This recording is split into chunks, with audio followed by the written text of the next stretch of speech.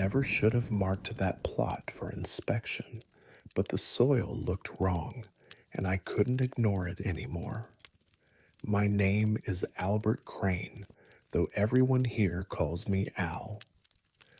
I've worked as head groundskeeper at Meadowrest Cemetery in Corvallis, Oregon for 22 years.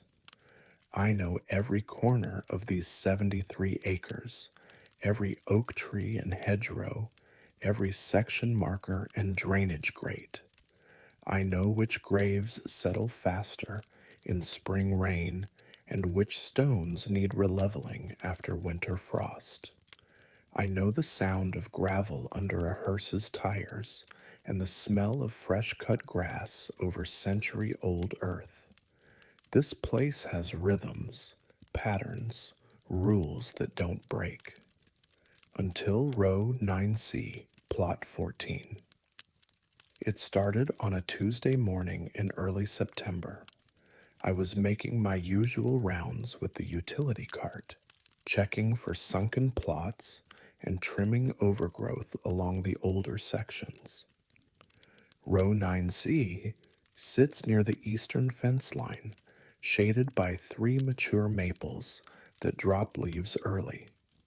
The graves there date back to the 1960s and 70s. Quiet section. Rarely visited, plot 14 caught my eye because the soil looked disturbed. Not dramatically, but enough. The grass was broken in patches, and the earth underneath appeared loose, darker than it should be. I knelt down and pressed my palm flat against it. The soil was warm, not sun-warmed. We were still in shadow. This was heat from below, radiating up through 6 feet of earth. I pulled my hand back and stared at the headstone.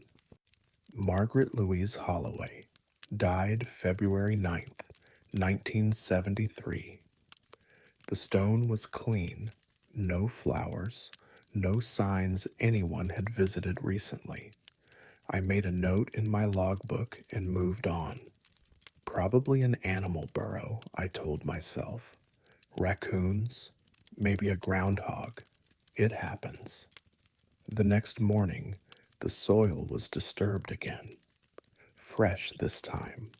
Loose earth scattered across the grass, like something had churned it from underneath during the night. The warmth was still there when I touched it, stronger now, almost uncomfortable against my skin.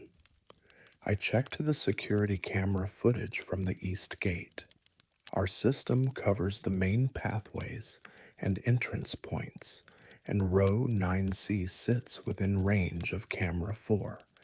I scrolled through the overnight recording. Nothing. No animals, no people, no movement at all. Just still, empty rows of headstones under the orange glow of the pathway lights. But the soil had been disturbed.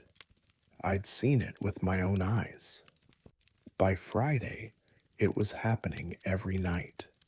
I'd arrive at dawn, and plot 14 would be torn up again, soil dark and loose, scattered in a rough circle about 3 feet wide. The warmth never faded. I started bringing a thermometer. 78 degrees Fahrenheit at the surface. The ambient air temperature was 53. I didn't tell anyone yet.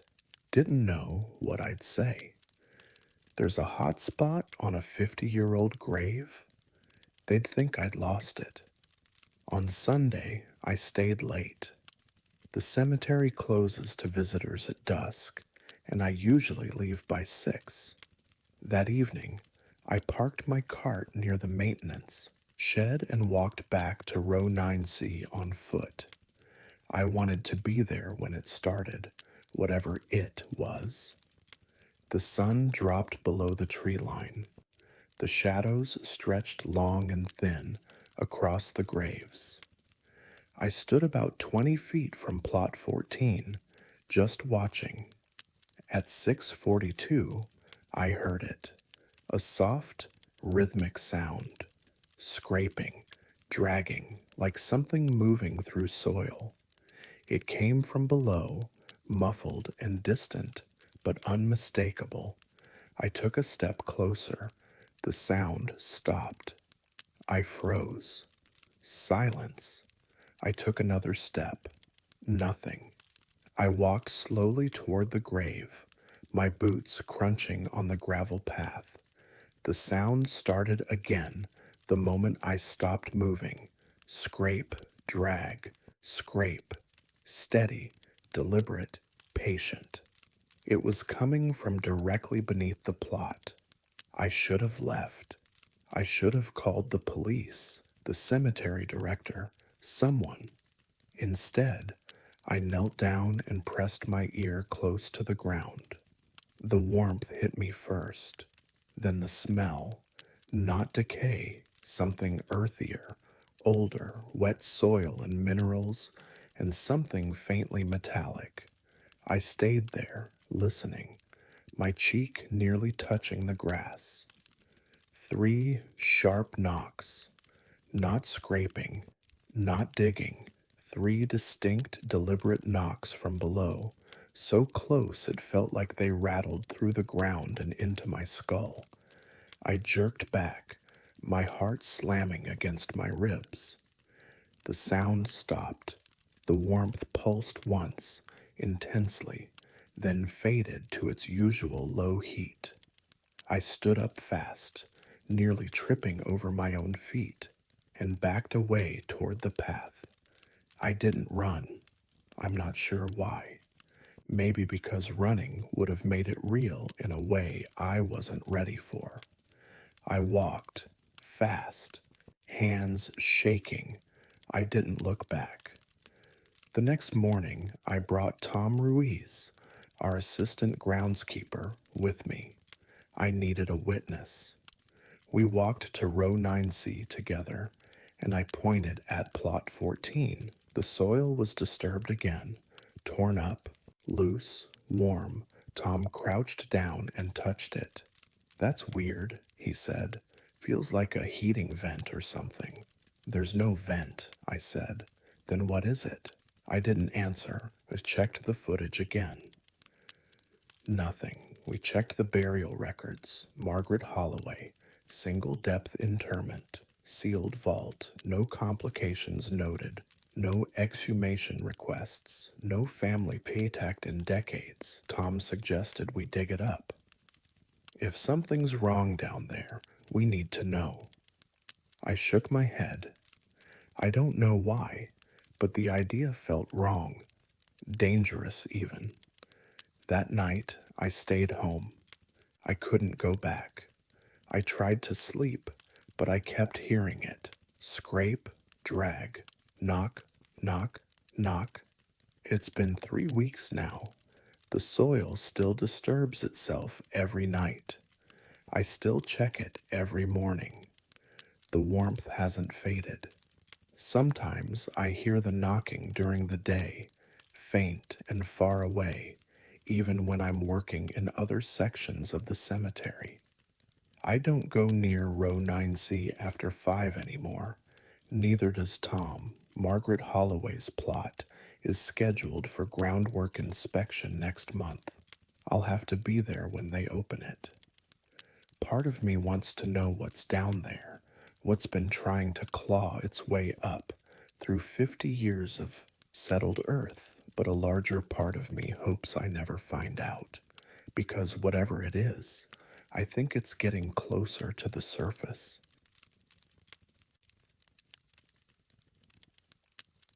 Every funeral home has a room that feels wrong, but I thought I understood death well enough not to fear it. My name is Veronica Castellanos, and I am the managing funeral director at Harmon and Sons Funeral Home in Tacoma, Washington. I have held this position for 16 years. Before that, I apprenticed under Leonard Harmon himself for 3 years, learning every detail of this profession: embalming techniques, grief counseling protocols, service coordination, casket selection, cremation paperwork. I have arranged over 2,000 services. I have sat with countless families in their worst moments. I thought nothing in this building could unsettle me anymore. Then the West viewing room started to change. Harmon and Sons has 3 viewing rooms: East, Center, and West. The East room is our largest, with seating for 60 and tall windows that let in afternoon light. The center room is mid-sized, more intimate, better for smaller families. The West room is our smallest, tucked into the back corner of the building. It seats 30, has cream-colored walls, soft lighting, and a single stained glass window depicting a dove in flight. We use the West room maybe twice a month. It's a perfectly fine space. Quiet, dignified, comfortable, or it was. The trouble started in late April. The Reverend family had booked the West Room for a service on a Thursday afternoon. Their mother, Patricia, had passed after a long illness. It was a standard arrangement: open casket, 2-hour viewing, followed by a brief service. 40 guests expected. I was in my office when Diane Reverend found me. She looked uncomfortable, embarrassed even. Mrs. Castellanos, I'm so sorry to ask, but is there any way to adjust the temperature in the viewing room? Several of our guests are quite cold. I walked with her back to the West Room. The moment I stepped inside, I felt it. A deep, penetrating chill that seemed to sink straight into my bones. I saw my breath fog slightly in front of my face. Several guests had draped their coats over their shoulders. An elderly man near the back was visibly shivering. I checked the thermostat on the wall. 72 degrees. The reading was clear, steady, exactly where it should be. I'll have maintenance look at it immediately, I told Diane. Our maintenance supervisor, Paul, came up within 10 minutes. He stood in the doorway, looked around, shrugged. Feels fine to me, he said. He checked the thermostat anyway. 72 degrees. He inspected the vent. Air flowing normally. Warm air, in fact. He tested the window seals. No drafts. Temperature's stable, Paul said. Might just be a cold spot from the AC distribution. I can adjust the vent flow if you want. Please, I said. He adjusted it.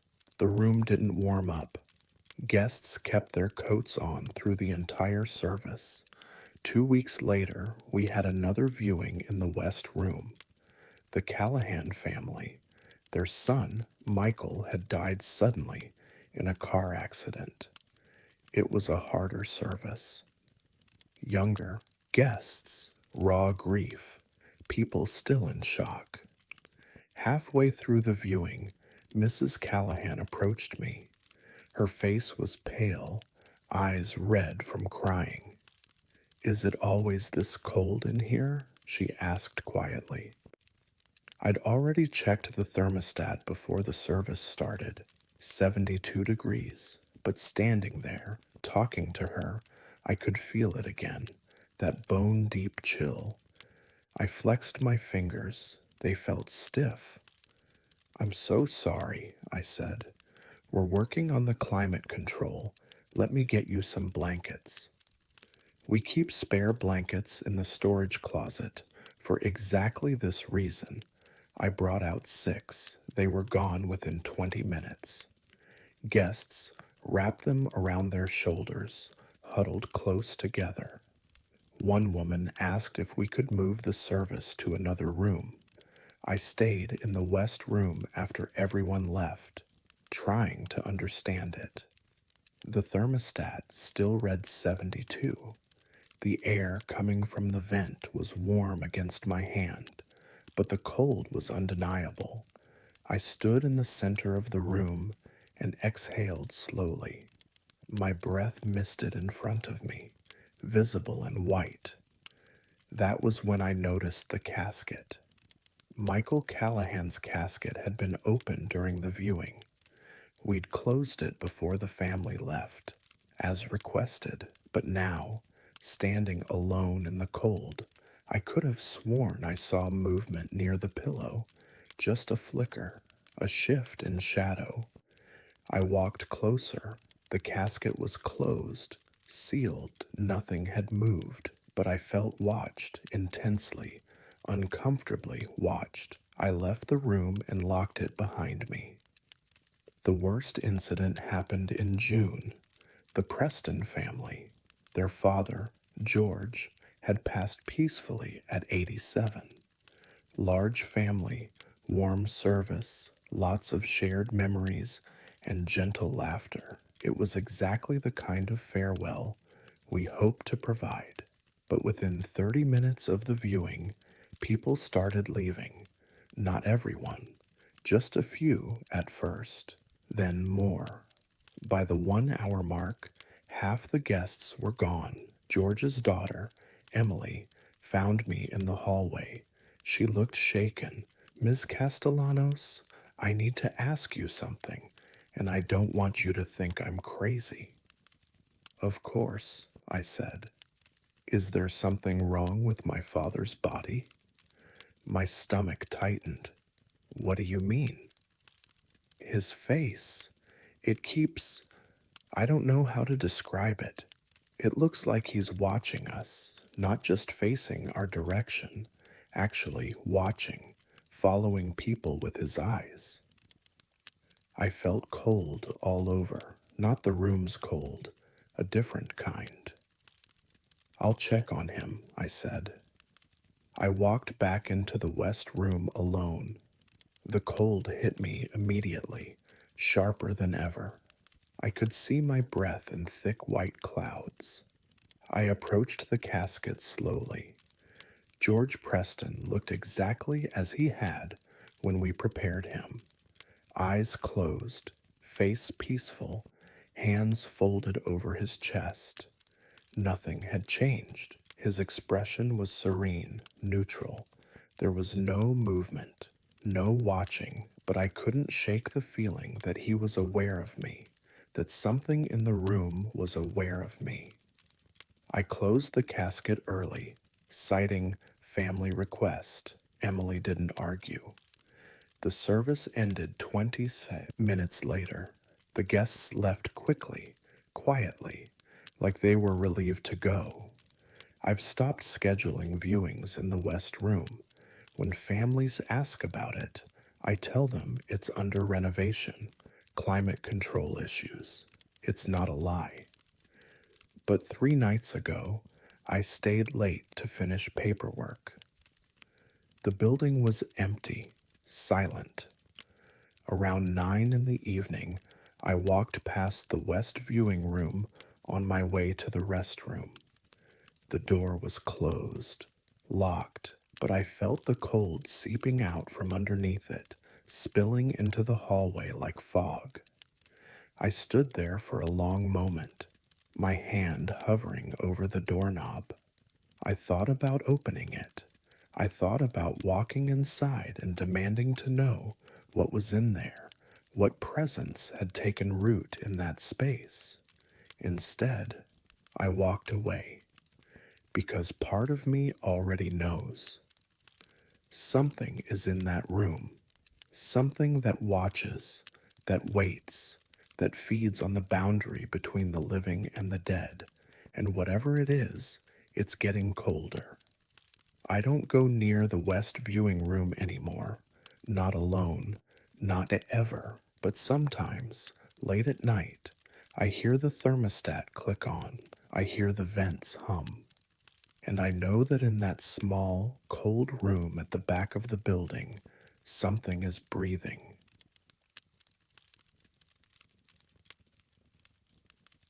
If you ever find a locked gate standing open with no explanation, don't assume it's a malfunction. Sometimes something wants to be let in or let out.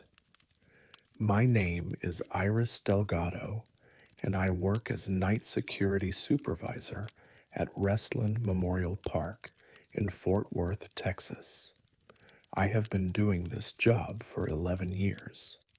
Before that, I worked casino security in Las Vegas for 6 years. I know how to read camera feeds, spot inconsistencies, and trust my instincts when something feels wrong. I have seen people try every trick to bypass security systems. I have caught vandals, trespassers, and thieves. I thought I had seen everything a cemetery could throw at me. Then Gate 7 started opening itself. Restland is a large cemetery, nearly 200 acres of rolling hills, oak trees, and memorial gardens. We have 8 vehicle gates positioned around the perimeter. 7 of them are modern automatic gates with card readers and remote access. Gate 7 is different. It's the original entrance from when the cemetery opened in 1946, wrought iron with decorative scrollwork, heavy and old-fashioned. It sits on the northeast corner of the property, near Section C, where the oldest graves are located. Gate 7 locks manually from the inside. Every night at 9 p.m. sharp, I walk the perimeter and secure all the gates. Gate 7 is always last. I pull the iron bar across, drop the heavy padlock through the latch, and click it shut. Then I test it. Pull hard. Make sure it's secure. It always is. 3 nights a week, I come back at dawn and find it standing wide open. The first time it happened was early March. I arrived for my shift at 10 p.m. and did my usual rounds. Everything was normal. Quiet night, clear skies, no visitors after hours. I locked Gate 7 at 9:05, tested it twice, walked away. At 5:30 a.m., I drove past the northeast corner during my final perimeter check before shift change. Gate 7 was open, not just unlocked, fully open, both gates pushed wide, the padlock lying on the ground still locked, the iron bar resting against the fence. I checked the camera footage immediately. We have a camera mounted on a pole about 30 feet from Gate 7, angled to cover the entrance and the road beyond. I scrolled back through the night. Nothing.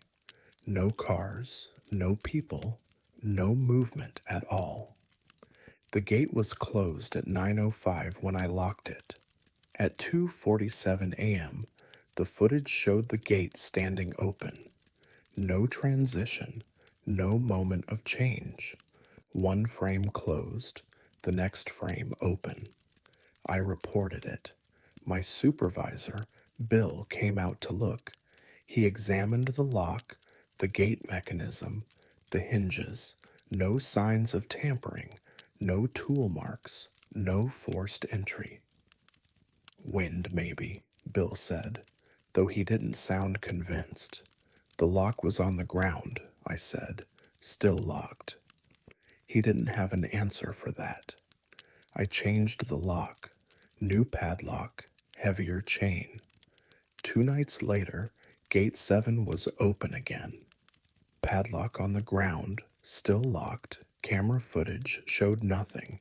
It started happening regularly after that. Not every night, but often.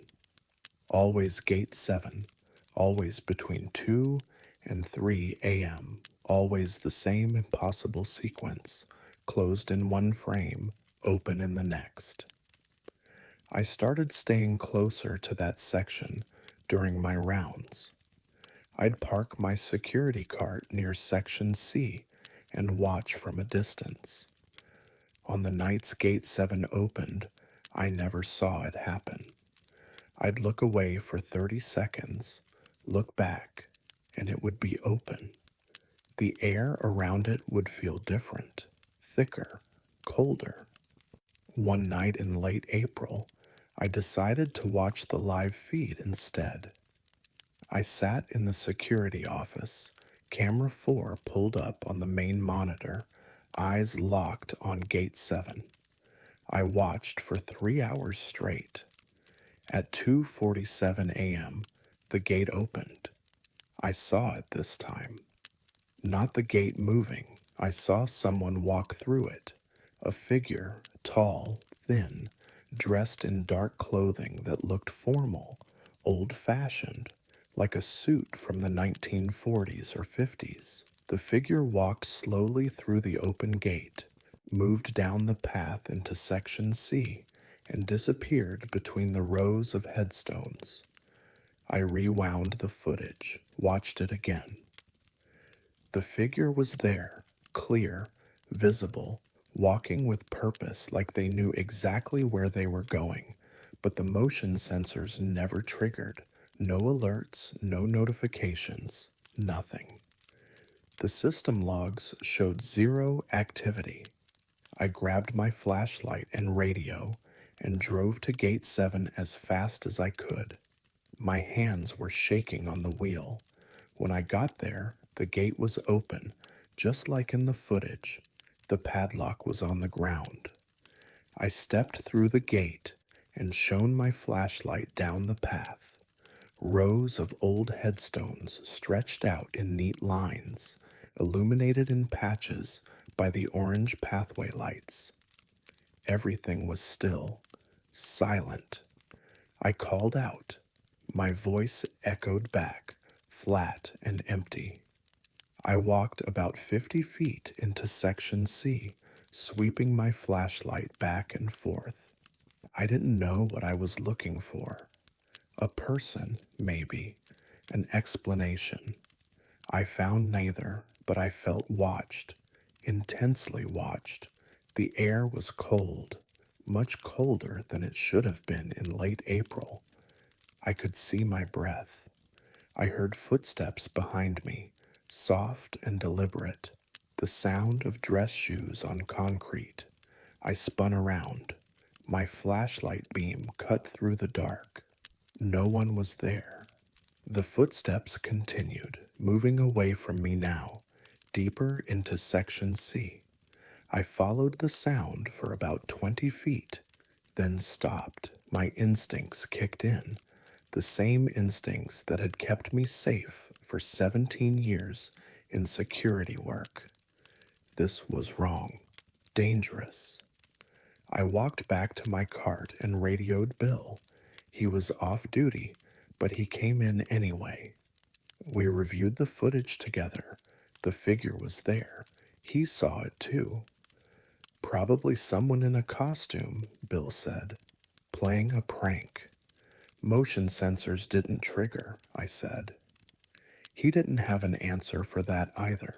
We reported it to the cemetery director.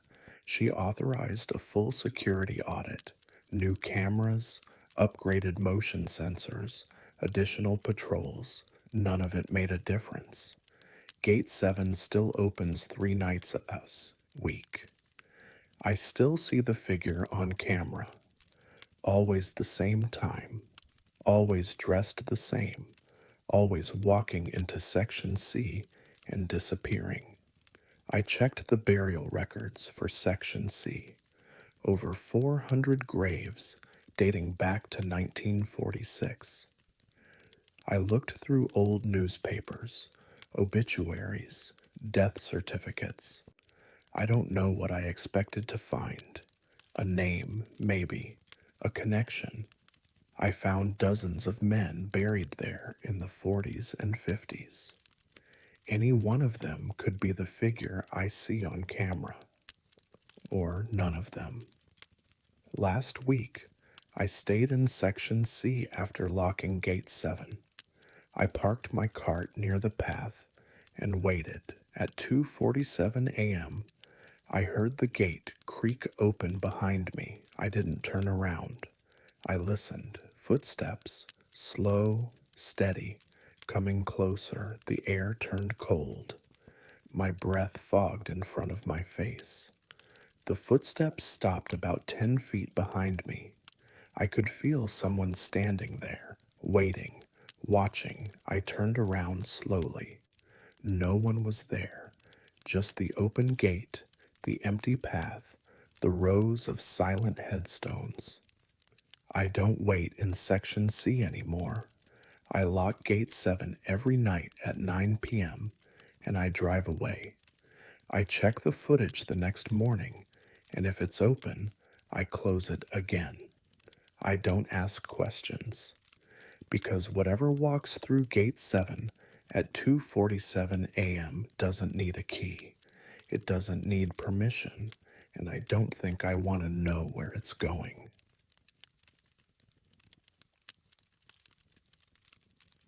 There are some graves that refuse to be forgotten, no matter how much time passes or how deeply we bury the grief. My name is Min Seo Yoon, though most people here call me Minnie. I am the head caretaker at Willowbrook Cemetery in Eugene, Oregon, and I have worked in this position for 14 years. My responsibilities include grounds maintenance, flower placement, monument cleaning, and seasonal decorations. I have tended to thousands of graves in my time here. I know which families visit regularly, which stones need extra care, and which sections of the cemetery hold the heaviest sorrow. The infant section is always the hardest. Those tiny headstones, those brief dates, those parents who never stop grieving. I have always treated that section with particular reverence. But one grave in the infant section has begun to unsettle me in ways I cannot explain. The infant section sits in the northwest corner of Willowbrook, beneath a cluster of willow trees. It's a quiet, shaded area with small bronze markers set flush in the ground. Some have teddy bears or pinwheels. Others have photographs sealed in weatherproof frames. Many have names and dates spanning only days or weeks. It's a section I clean carefully, respectfully, knowing that every object placed there carries unbearable weight. Plot 17 has no name, just a flat bronze marker with a date, March 14th, 1983. No inscription, no beloved child, no parent names, just the date. I have checked the cemetery records. The entry shows only infant burial and a plot number. No family name, no service details, no contact information. Whoever was buried there was buried quietly, perhaps anonymously, over 40 years ago. For 14 years, no one visited that grave. No flowers, no tokens, no signs anyone remembered it existed until 6 months ago. I first noticed the roses in late April. I was doing my weekly rounds through the infant section, trimming grass around the markers and removing wilted flowers. When I reached plot 17, there were 6 white roses lying across the bronze marker. Fresh roses, stems trimmed clean, no wrapping, no card. They looked like they'd been placed that morning. I assumed a family member had finally visited. It happens sometimes. People find old graves, reconnect with lost family histories. I was glad the child was being remembered. The next week, there were 6 more white roses. Same placement, Same fresh condition, same lack of explanation. I checked the cemetery's visitor log. No one had signed in to visit the infant section. I asked the front gate attendant if anyone had come through early that morning. He said no. The week after that, 6 more roses. Always white, always 6 stems, always fresh. I started arriving earlier, trying to catch whoever was leaving them. I came at dawn, at sunrise, before the gates officially opened. The roses were always already there, lying across the marker in perfect alignment. I checked security, footage. Willowbrook has 3 cameras covering the main entrance and parking area. None of them show the infant section. I asked our director if we could install a camera there, just temporarily. She said no, citing budget constraints and privacy concerns. Families grieve in their own ways, she said. Let them have their privacy. But something about the roses felt different, not just mysterious, wrong. In early June, we had a heavy morning dew. The grass was soaked, droplets clinging to every blade and leaf. I walked through the infant section carefully, trying not to disturb anything. When I reached plot 17, the roses were there as always. 6 white stems, fresh and perfect. And on the bronze marker, pressed into the dew, were 2 small handprints. Not adult hands, not even child hands. These were smaller, much smaller, the size of a newborn's hands, maybe smaller. Your finger was visible, delicate and precise, pressed into the moisture like someone had placed their palms flat against the metal. I crouched down, staring at them. My breath caught in my throat. The handprints were too small, too perfectly formed. I looked around. The grass around the marker was undisturbed, no footprints, no signs anyone had knelt there. I took a photo on my phone. The handprints were clear in the image, unmistakable. I showed it to our assistant caretaker, David. He stared at it for a long moment. Could be condensation, he said. Sometimes water pools in weird patterns. I wanted to believe him, but I've worked with dew and condensation for 14 years. I know what random moisture looks like. This wasn't random. The handprints faded as the dew dried. By noon, they were gone completely. 3 weeks later, it happened again. Same conditions, heavy dew. Early morning, I arrived at the infant section just after 6 a.m. The roses were there, and pressed into the dew on the bronze marker were the handprints again.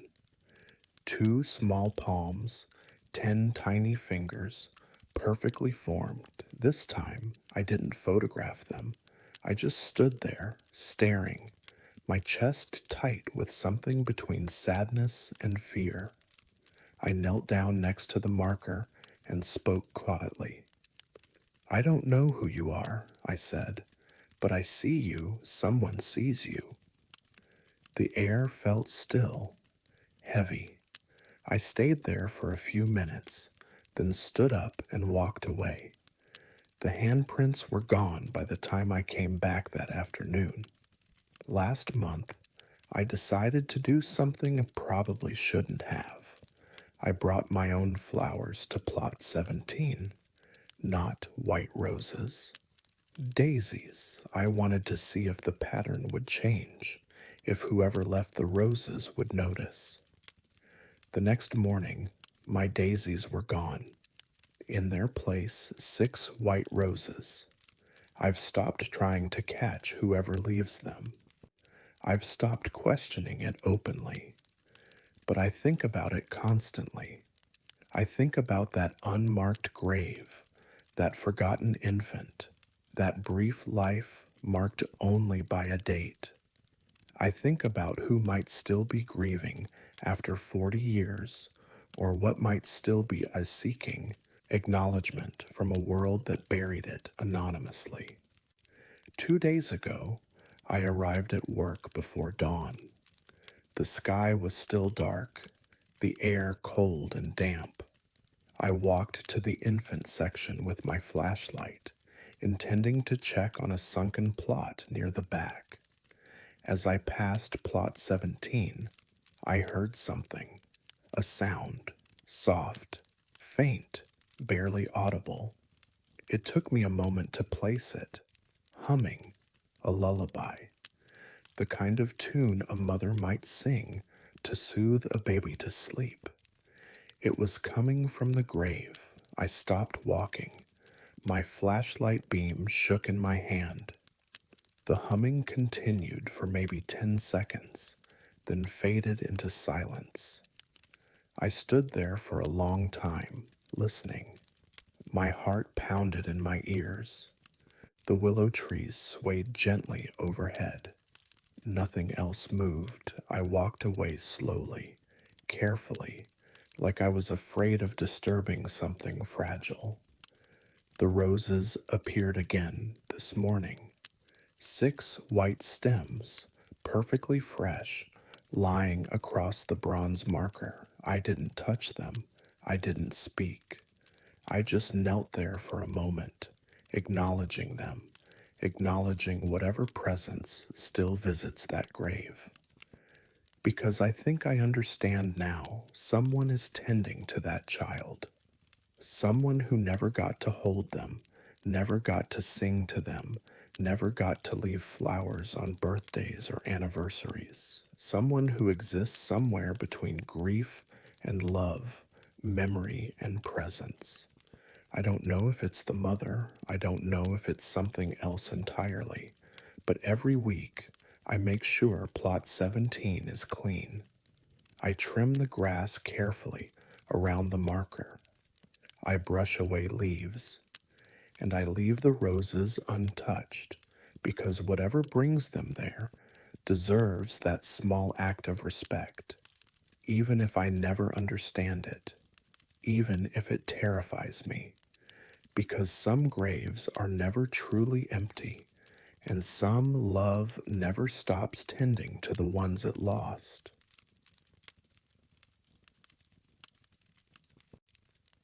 I thought I understood the silence of the dead until I heard one of them knocking to get out. My name is Rafael Torres, and I work as maintenance technician at Green Hill Cemetery and Mausoleum in Portland, Maine. I have been in this position for 9 years. My job covers a wide range of tasks: HVAC maintenance, lighting repairs, marble cleaning, structural inspections, grounds upkeep, and emergency repairs. The mausoleum is my primary responsibility. It is a beautiful building, constructed in 1928, with granite columns, stained glass windows, and interior walls lined with marble crypts. It holds over 300 interments across 3 floors. I know every corner of that building, every crack in the marble, every squeaky hinge, every temperamental light fixture. I thought I knew every sound it made until I started hearing the tapping. The mausoleum stays cool year-round. The thick stone walls, high ceilings, and minimal windows keep the interior temperature stable. Even in summer, it rarely gets above 65 degrees inside. It is one of the reasons families choose mausoleum entombment: consistent climate control, protection from the elements, dignified indoor visitation. Crypt 42 is different.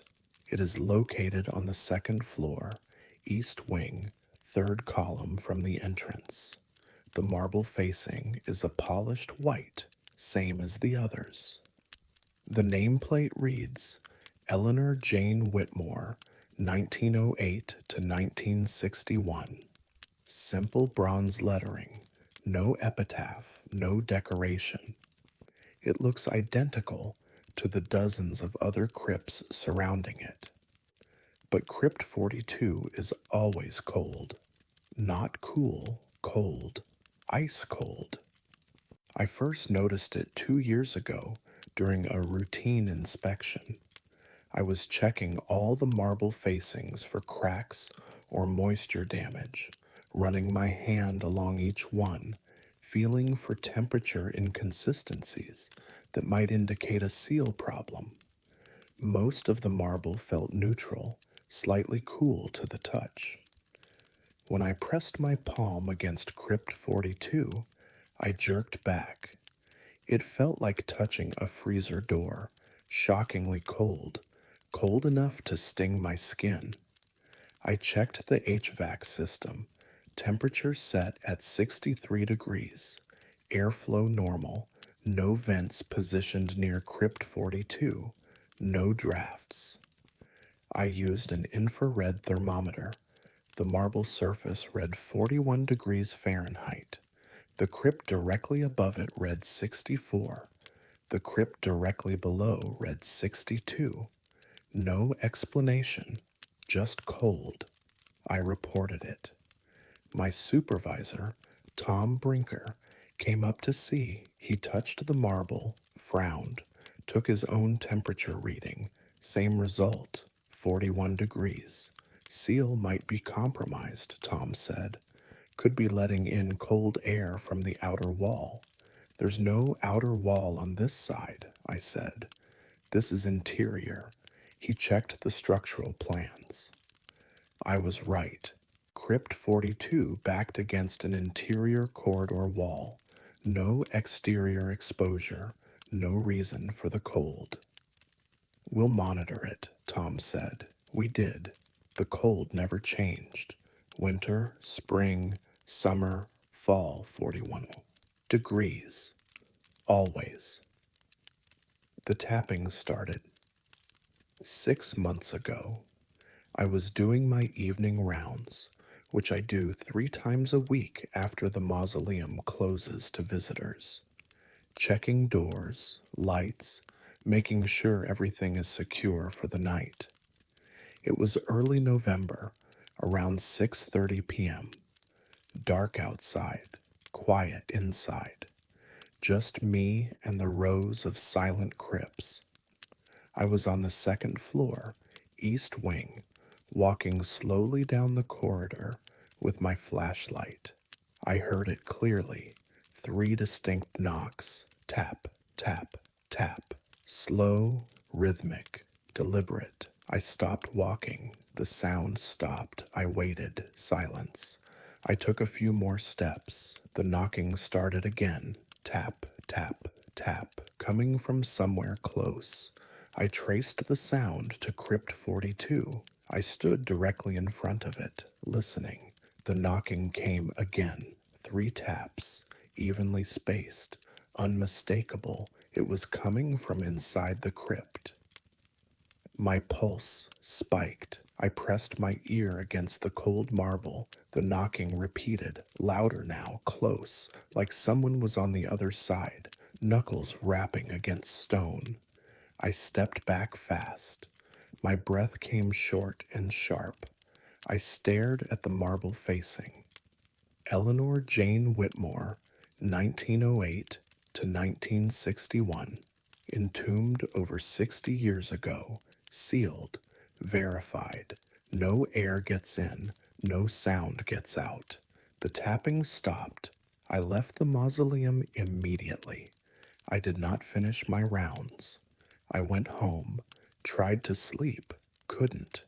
I kept hearing it. Tap, tap, tap, patient, waiting. The next day, I told Tom. He looked skeptical, but agreed to come check it out. We stood in front of Crypt 42 together. Silence, no tapping, just the usual cold marble under my palm. Could have been the building settling, Tom said. Old structures make noise. It wasn't settling, I said. He didn't argue, but he didn't believe me either. 2 nights later, I heard it again. Same time, same place. Tap, tap, tap. 3 knocks, then silence. I did not press my ear to the marble this time. I stood back, watching, listening. The knocking repeated every few minutes. 3 taps. Pause. 3 taps. Pause. It went on for 20 minutes, then stopped completely. I started documenting it. I kept a log of every time I heard the tapping. It happened 2 or 3 times a week, always in the evening, always when I was alone, always 3 knocks, never more, never less, always the same rhythm. I researched Eleanor Whitmore. I found her obituary in the Portland archives. She died at age 53. Cause of death, heart failure.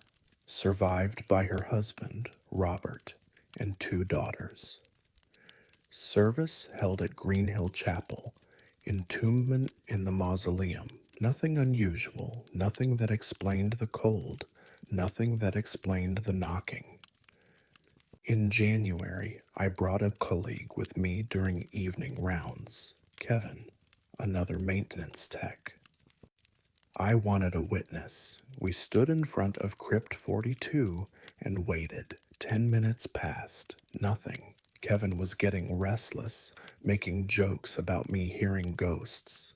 Then it started. Tap, tap, tap. Kevin's face went white. He heard it. 2. We both stood there, staring at the marble facing. The tapping continued. 3 knocks. Pause. 3 knocks. What the hell? Kevin whispered. I did not answer. The tapping stopped. Kevin left immediately. He has not come back for evening rounds since. Last week I was checking the seal integrity on Crypt 42 as part of a scheduled inspection. The seal looked perfect. No cracks, no gaps, no signs of deterioration. The bronze nameplate was secure. Everything was exactly as it should be. I placed my hand on the marble. 41 degrees, same as always. I felt the cold seep into my palm, up my wrist, into my arm.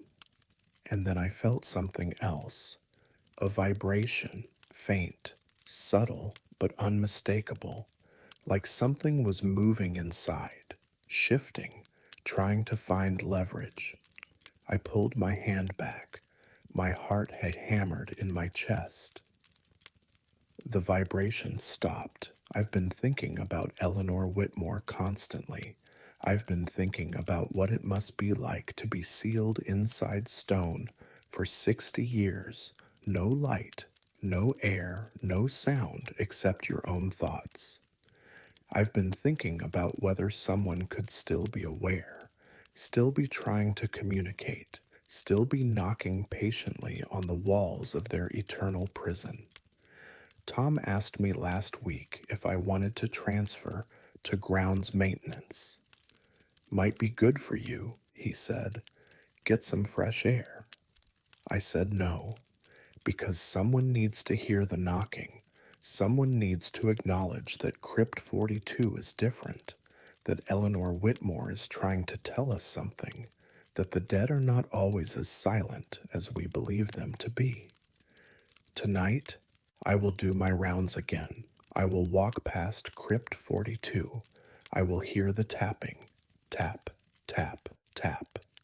And I will stand there, listening, because ignoring it feels worse than hearing it. I do not know what she wants.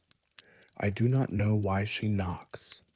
I do not know if opening the crypt would silence her or release something better left sealed.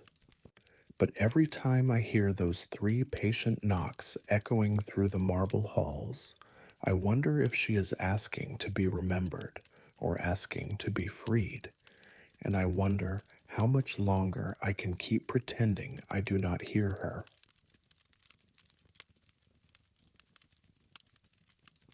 Some records are incomplete by design, but what we found in the potter's field wasn't missing documentation, it was missing bodies.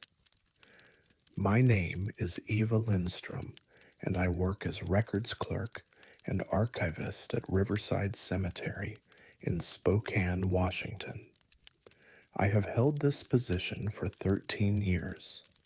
My job involves maintaining burial records, death certificates, plot ownership documents, and historical archives dating back to 1897 when the cemetery first opened.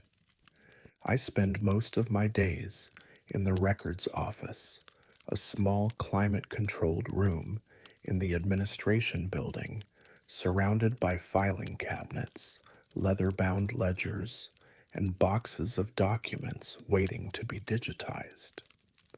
I thought I knew every grave in this cemetery, every name, every date, every story, until I found the 14 empty entries. The Potter's Field sits at the far western edge of Riverside Cemetery, past the maintained sections, beyond the decorative gardens and memorial benches. It is where we bury those without families, without resources, without anyone to claim them. Indigent burials, unidentified remains, abandoned bodies from the county morgue. Simple graves marked only with small numbered stakes. No headstones, no flowers, no visitors. Just names in our records and coordinates in the ground. Last October, the cemetery director approved funding for a complete digitization project. Every burial record, every plot map, every document going back over a century needed to be scanned, indexed, and entered into our new databases system. It was a massive undertaking. I estimated it would take me 2 years working alone. I started with the oldest records first, the leather ledgers from 1897 through 1920. Handwritten entries, faded ink, careful penmanship. Each entry included name of deceased, date of death, date of burial, plot number, section designation, and sometimes cause of death or family contact information. By January, I had worked my way up to the 1970s. The records were cleaner by then, typewritten on standardized forms, easier to read. I was scanning Potter's Field burials from 1976 when I noticed the first irregularity. Plot P42. The entry showed plot number, burial depth, 6 feet, date of interment, August 3rd, 1976. But no name, no age, no date of death. Just the mechanical details of where something was buried, not who. I assumed it was a clerical error. Someone forgot to fill in the rest of the form. It happens. Old records have gaps. I made a note to cross-reference with county death certificates and moved on. Then I found another one. Plot P58. Same thing. Plot number, depth, date, no name, no identifying information. Then another, plot P71. Same pattern. By the time I finished the 1970s, I had found 14 entries exactly like this. 14 graves with locations and depths, but no record of who or what was buried there. All 14 were in the Potter's Field. All 14 were buried between 1973 and 1979. All 14 had burial depths recorded as 6 feet, standard depth, but nothing else. I brought the records to our cemetery director, Margaret Chen. She studied the forms, frowning. Could be indigent burials, she said. Sometimes the county sends us bodies without full identification. We're required to enter them, but we don't always get names. But there's always something, I said. Case numbers, medical examiner tags, at least a notation that says unidentified. These have nothing. Margaret was quiet for a moment. Pull the plot maps. Let's verify the locations. I did. All 14 plots existed on the official cemetery map.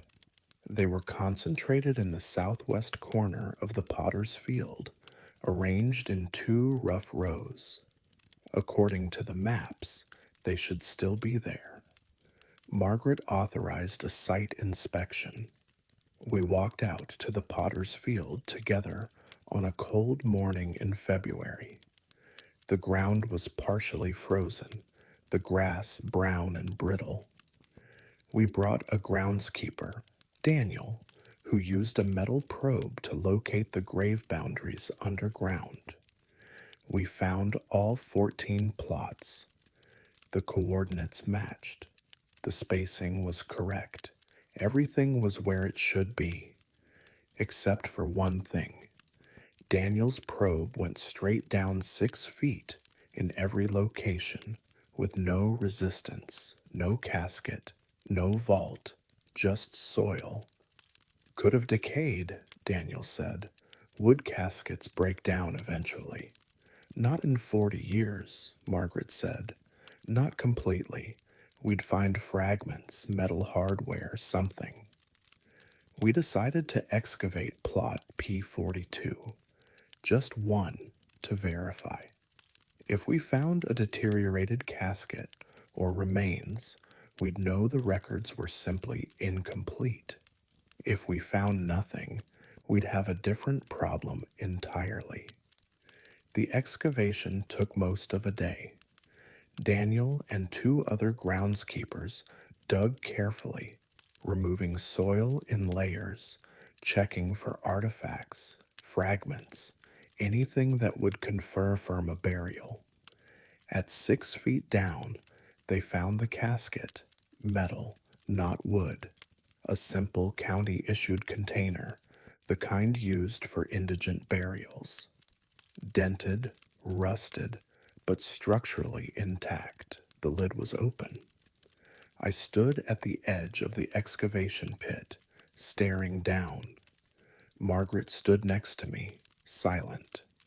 Daniel climbed down into the hole with a flashlight.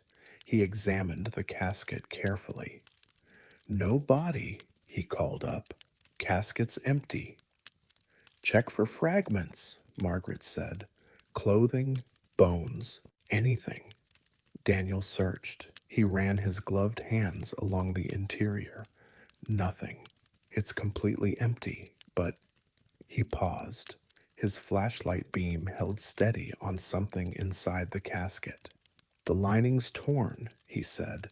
Silk lining on the inside. It's shredded. Looks like it was ripped from the inside out. My stomach turned cold. I heard Margaret take a sharp breath next to me. Daniel climbed out of the pit. His face was pale. No way to tell how long it's been empty, he said quietly. But that lining didn't tear from decay. Something tore it. Something with hands. We covered the excavation.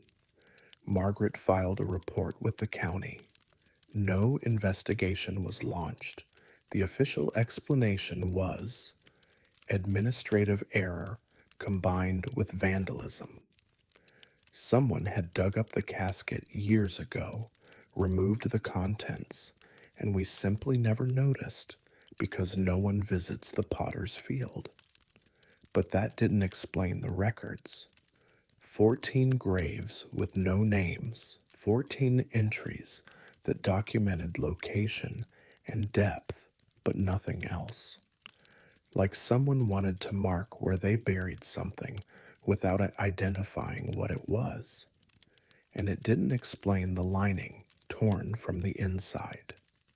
I've continued digitizing the records. I've scanned thousands of documents since February.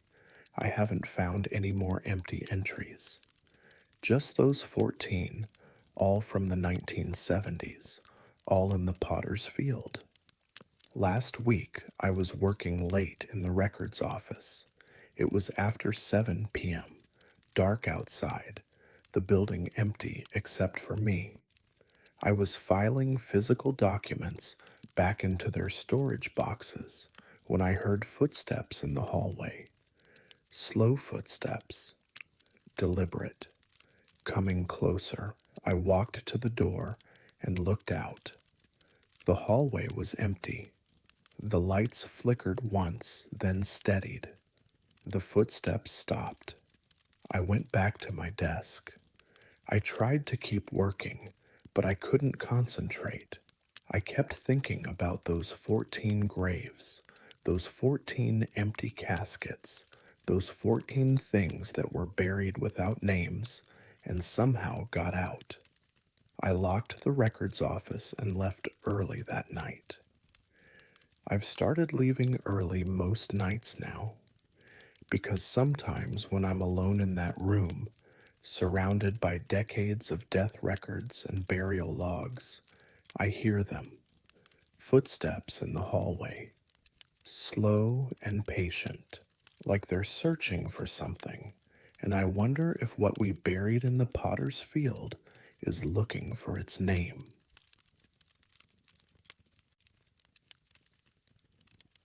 I learned to stop looking at the back row of my photographs because some mourners aren't there to grieve, they're there to watch. My name is Marcus Webb, and I work as funeral attendant and service coordinator at Ashford Memorial Chapel in Charleston, South Carolina. I have been in this position for 7 years. My responsibilities include service, setup, guest assistance, floral arrangement coordination, memorial program distribution, and documentation photography. That last duty is why I know what I know. Every service we conduct, I take photographs of the chapel, the flowers, the viewing arrangements. It's for insurance purposes, family records, and our own archives. I've photographed hundreds of services. I've captured thousands of images of grief, remembrance, and farewell. I thought I'd seen everything a camera could show me about death and mourning until she started appearing in my photographs. The chapel at Ashford Memorial is a traditional space.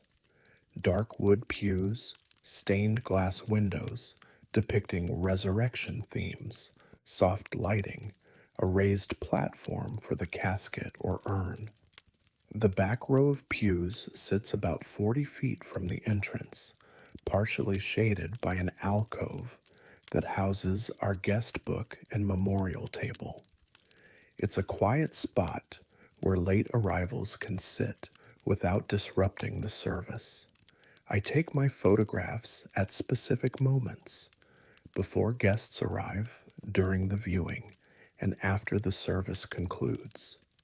I use a professional camera, standard settings, natural light, supplemented by our interior fixtures. My images are clear, detailed, properly exposed. I've never had technical problems with the camera. I've never questioned what it shows me. Until May 13th, the Brennan family service. John Brennan, 72 years old, passed after a long illness. Large family, well-attended service, lots of flowers, and personal tributes. I photographed the chapel at 2 p.m., 1 hour before guests arrived. Empty pews, floral arrangements positioned around the closed casket, everything prepared and dignified. At 3:15, midway through the viewing, I took a series of wide-angle shots documenting the attendance and flower displays. Standard procedure. I took 6 photographs from different angles, capturing the full scope of the service. That evening, I uploaded the images to our server for archival. I was reviewing them for quality when I noticed her. In the back row, alcove side, sitting alone in the last pew, a woman, dark clothing, dark hair, pale face. She was turned slightly toward the camera, her expression blank, her eyes fixed directly on the lens. I zoomed in on the image. Her face was clear, detailed, in focus. She wore a black dress with long sleeves, high-necked, old-fashioned in style. Her hands were folded in her lap. She wasn't looking at the casket or the other mourners. She was looking at me, or at the camera, directly, unblinking. I didn't remember seeing her during the service. I'd been moving around the chapel, greeting guests, assisting family members. I should have noticed someone sitting alone in the back. I always notice. I checked the guest book. 38 signatures. I asked our director, Patricia, if she remembered a woman in black sitting in the back row. She said no. I asked the Brennan family. None of them recognized the description. Maybe she left it early, Patricia said. Sometimes distant friends pay respects and leave quietly. I wanted to believe that, but something about the photograph unsettled me. The woman's expression, the way she stared, the absolute stillness of her posture. 2 weeks later, the Hernandez service, Rosa Hernandez, 54, sudden passing, grief-stricken family. I photographed the service at the family's request. They wanted images to share with relatives who couldn't attend. When I reviewed the photographs that night, she was there again, same woman, same black dress, same back row seat in the alcove, same vacant stare aimed directly at the camera. My hands shook as I zoomed in. It was definitely her. Same face, same clothing, same unsettling stillness. This time, she sat 3 seats from the left. In the Brennan service, she'd sat on the far right. I checked the guest book immediately. 42 signatures, no one matching her description. I asked Patricia again. I asked the family. No one had seen her. No one remembered a woman in black sitting alone. Are you sure she's not just a shadow?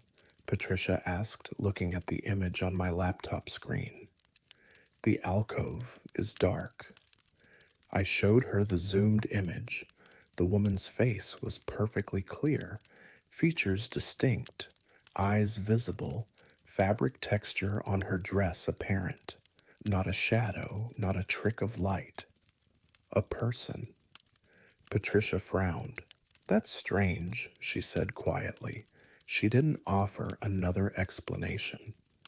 The third time was August 9th, the Pemberton service. Catherine Pemberton, 88, passed peacefully. Small service, fewer than 20 guests. I took my photographs during the viewing, same routine I'd followed for 7 years. She was there. Same woman, same dress, same back row. This time she spotted dead. Center of the pew, positioned perfectly in the frame. Her hands folded, her face expressionless, her eyes locked on the camera. I felt cold all over when I saw the image. This wasn't coincidence. This wasn't a strange mourner who happened to attend multiple services. This was something else. I printed all three photographs. I laid them out on my desk side by side.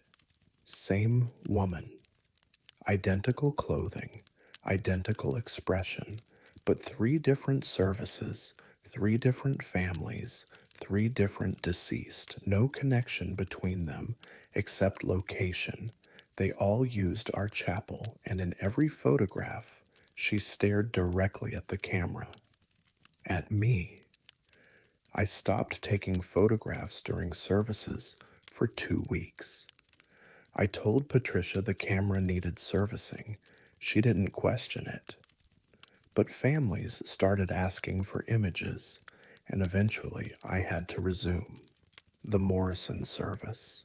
September 23rd, I set up my camera on a tripod this time, using a timer to trigger the shutter remotely.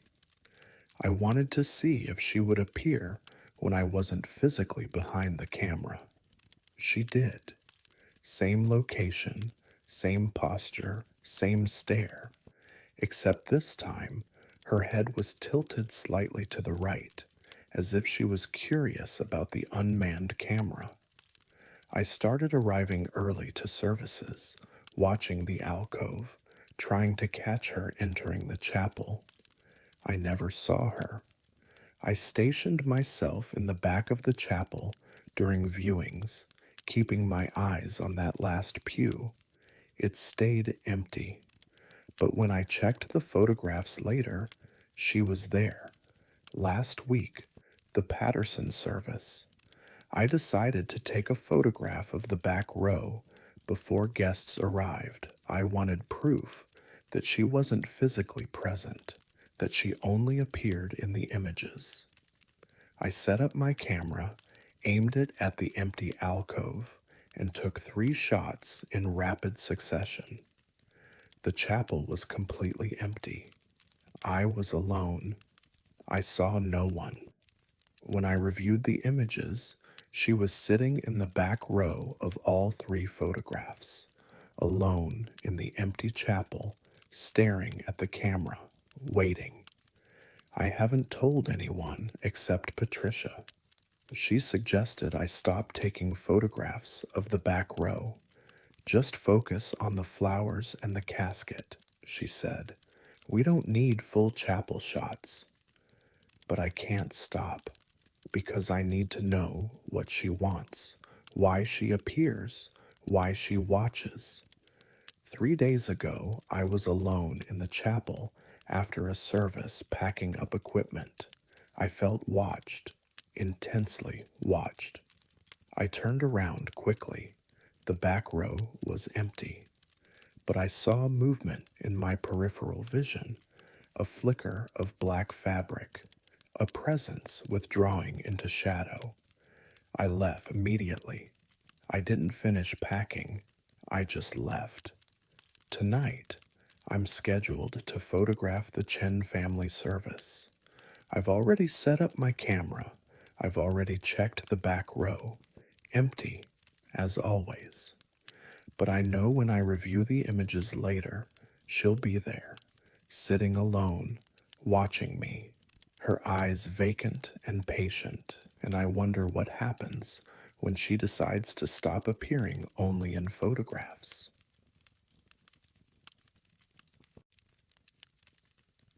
There are graves that accept offerings, graves that welcome remembrance, and then there's Plot 1847, which rejects every living thing that touches it.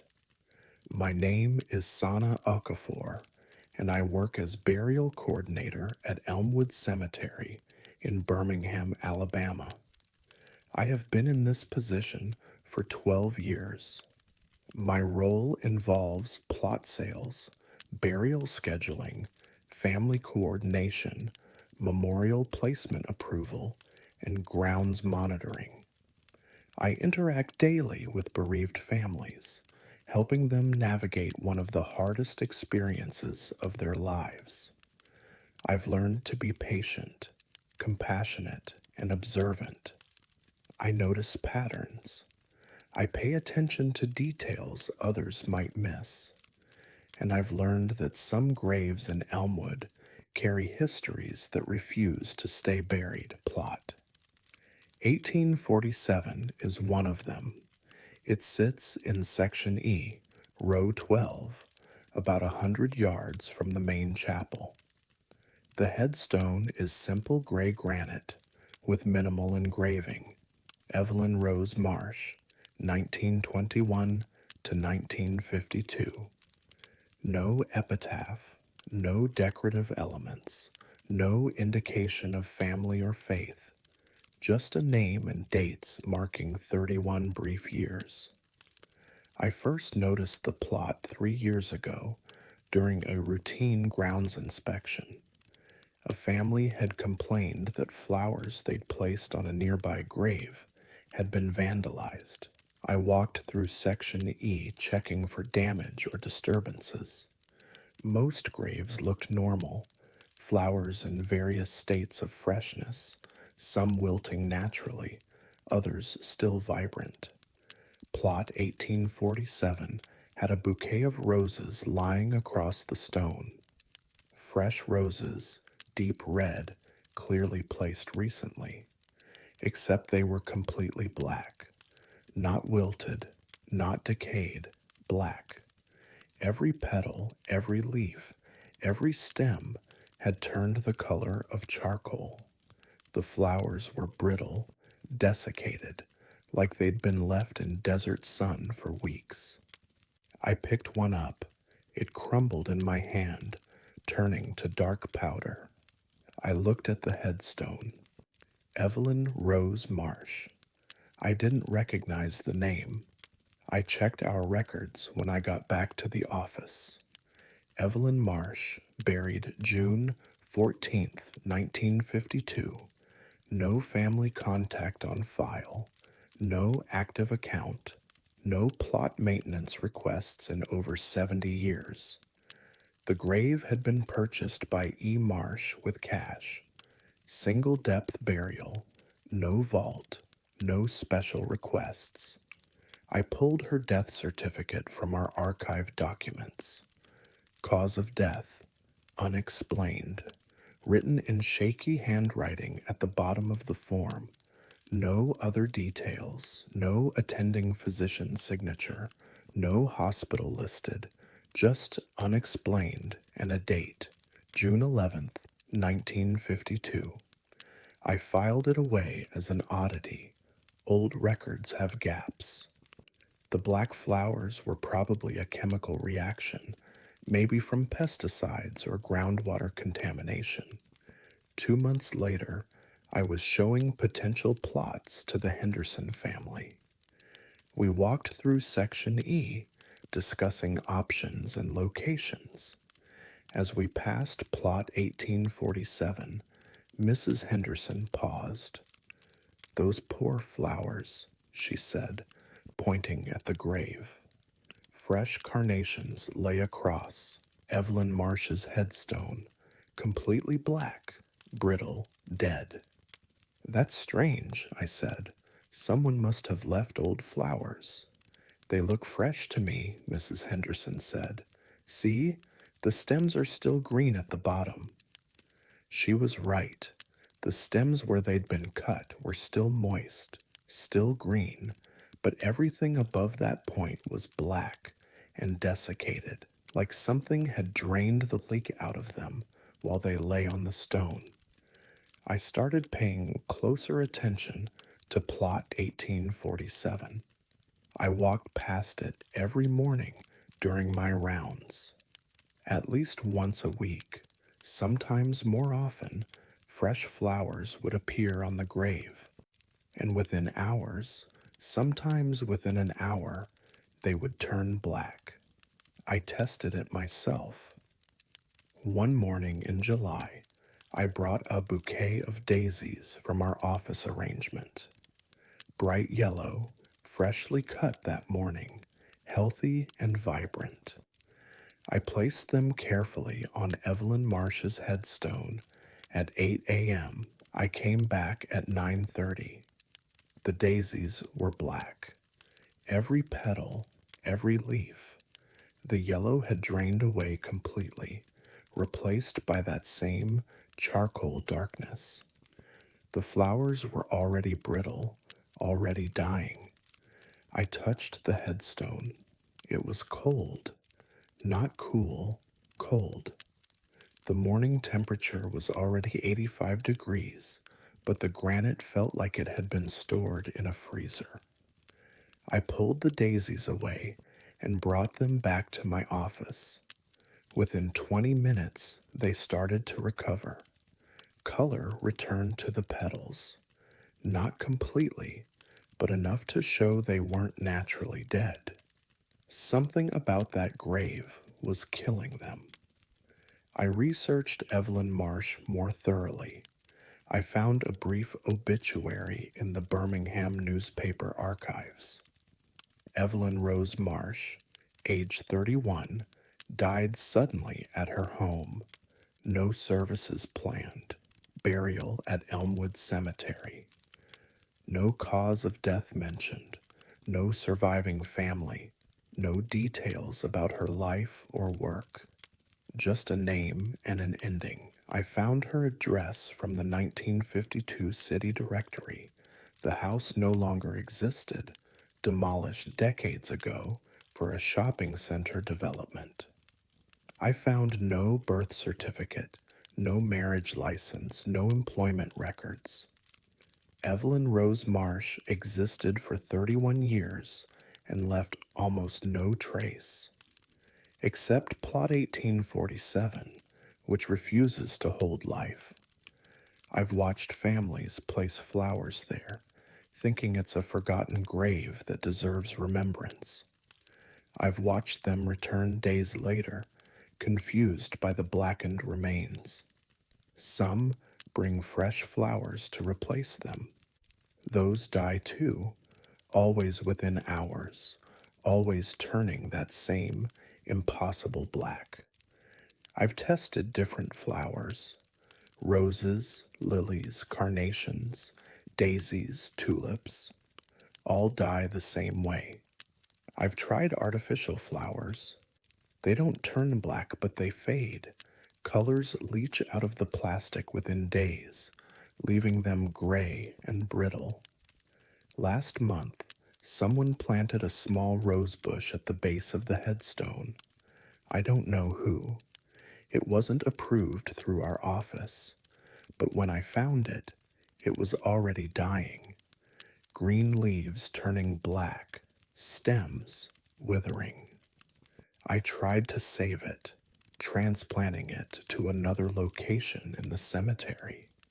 It recovered partially, but never fully thrived. The soil around Plot 1847 is different too. I had our groundskeeper, James, test it. He dug down about 6 inches, collected samples. The soil is dark, almost black, with an unusual texture, powdery. James said it felt dead. No earthworms, no insects, no organic activity, just inert earth. Nothing should grow here, James said. Soil's lifeless. Has it always been like this? I asked. I've worked here 19 years, he said. It's been like this since I started. 2 weeks ago, I decided to visit Plot 1847 at night. I don't know what I expected to find. Maybe nothing. Maybe an explanation. I parked near Section E around midnight and walked to row 12 with a flashlight. The headstone was easy to find. It seemed to absorb light rather than reflect it. I stood in front of it, staring at the name, Evelyn Rose Marsh. What happened to you? Why does your grave reject life? The air around the plot felt heavy, oppressive. I could see my breath despite the warm night. My flashlight beam flickered when I aimed it at the stone. I heard something, a whisper, faint. barely audible. I couldn't make out words, just a soft susurration, like wind through dead leaves. Except there was no wind. I left quickly, too quickly. I stumbled on the path, caught myself, kept walking. I didn't look back. Yesterday, I found fresh white lilies on plot 1847. Beautiful flowers, pristine, clearly expensive, someone who cared. Within an hour, they were black. I removed them and placed them in water in my office. They never recovered. They crumbled to powder by evening. I've stopped trying to understand it. I've stopped testing it, but I can't stop watching it. Every morning, I walk past plot 1847 and see what's been left there. Every morning, I see beauty turn to ash, because whatever Evelyn Rose Marsh was, whatever happened to her in 1952, it left something in that grave that's still hungry, still draining, till turning life into darkness. And I wonder if the flowers are just the beginning.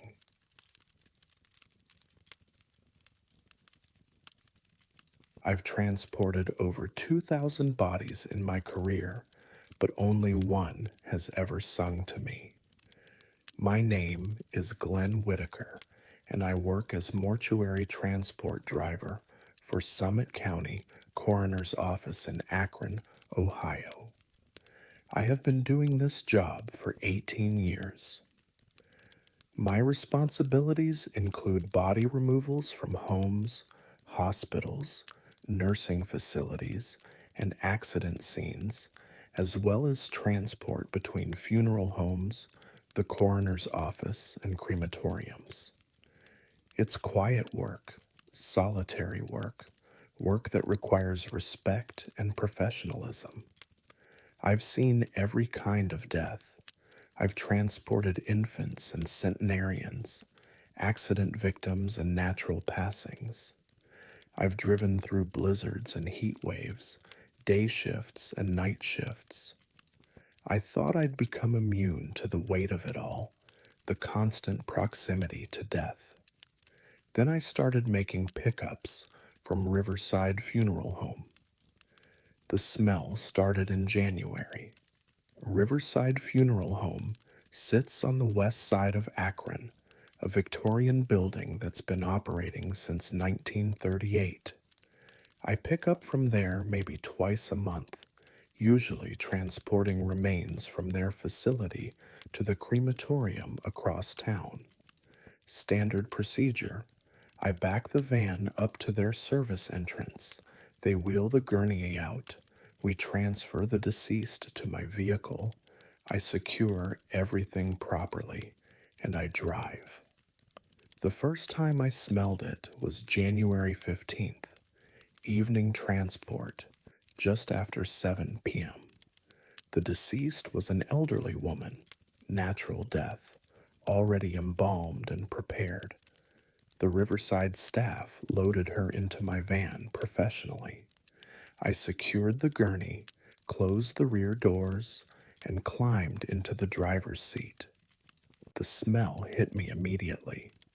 Lilacs, strong, sweet, unmistakable. The scent of fresh lilacs in full bloom, so intense it was almost overwhelming. I turned around, looking through the partition into the cargo area. Nothing visible, just the secured gurney and the body bag. I checked the air freshener hanging from my rearview mirror. Pine scent, nearly empty. Definitely not lilacs. I rolled down the windows and drove to the crematorium. The smell faded as I drove, dissipating in the cold night air. By the time I arrived, it was gone completely. I mentioned it to the crematorium staff. They said sometimes funeral homes use floral air fresheners. I accepted that explanation. but Riverside doesn't use lilacs. I asked them specifically the next time I made a pickup. The director, Carol Stevens, shook her head. We use unscented products only, she said. Some families have allergies or sensitivities. The smell came back 2 weeks later. Different deceased, same facility. This time, a middle aged man, sudden cardiac event. The moment I closed the rear doors, the lilac scent filled the van. Thick, floral, suffocating. I drove with the windows down despite the 15-degree temperature outside. It happened every time I picked up from Riverside. Not from other funeral homes, not from hospital morgues or the coroner's office. Only Riverside, only in winter, only when the temperature dropped below freezing. In March, the smells started appearing even when I wasn't transporting from Riverside. I'd be driving empty, no body in the cargo area, and suddenly the van would fill with that sweet floral scent.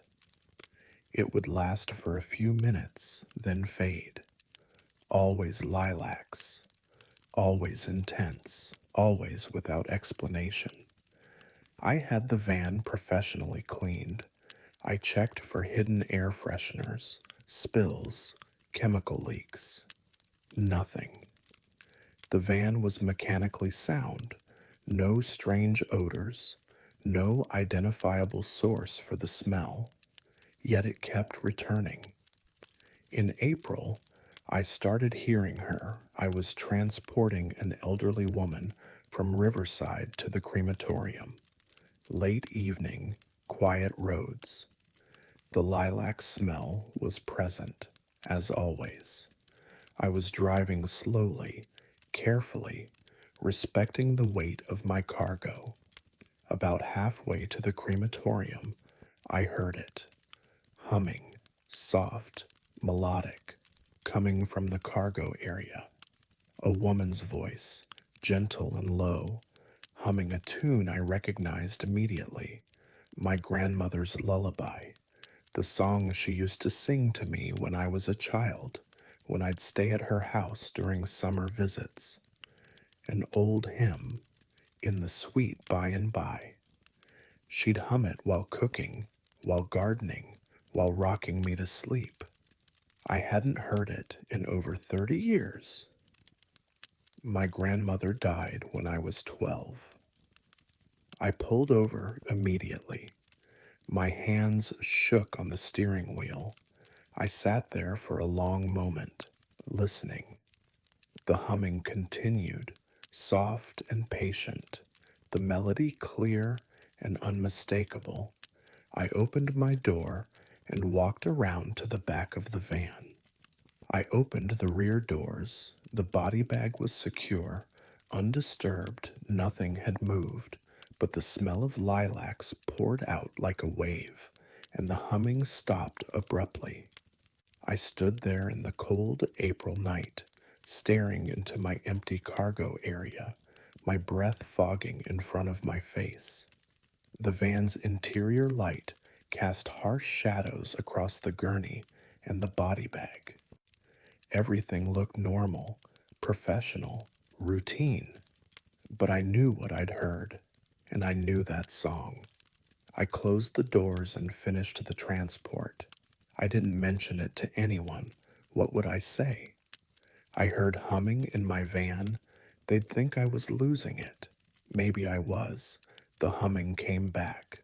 Not every transport, but often enough. Always the same tune, always from the cargo area, always stopping the moment I opened the rear doors. It happened during Riverside transports most frequently, but occasionally during other pickups too, always accompanied by the lilac smell. I started researching. I looked into the history of Riverside Funeral Home, trying to find a connection. The building dated back to 1938, built by the Riverside family. I found obituaries, service records, old newspaper articles, nothing unusual, just a family business that had served the community for decades. Then I found a small article from May 1963, a fire in the preparation room at Riverside. One fatality. Elizabeth Riverside, age 56, wife of the funeral director. Cause of death, smoke inhalation. The article mentioned she was known for her flower arrangements, particularly her lilac displays each spring. I found her obituary. It mentioned she was a devoted wife and mother, active in her church, known for singing in the choir. The funeral was held at Riverside, naturally. She was buried at Mount Peace Cemetery on the east side of Akron.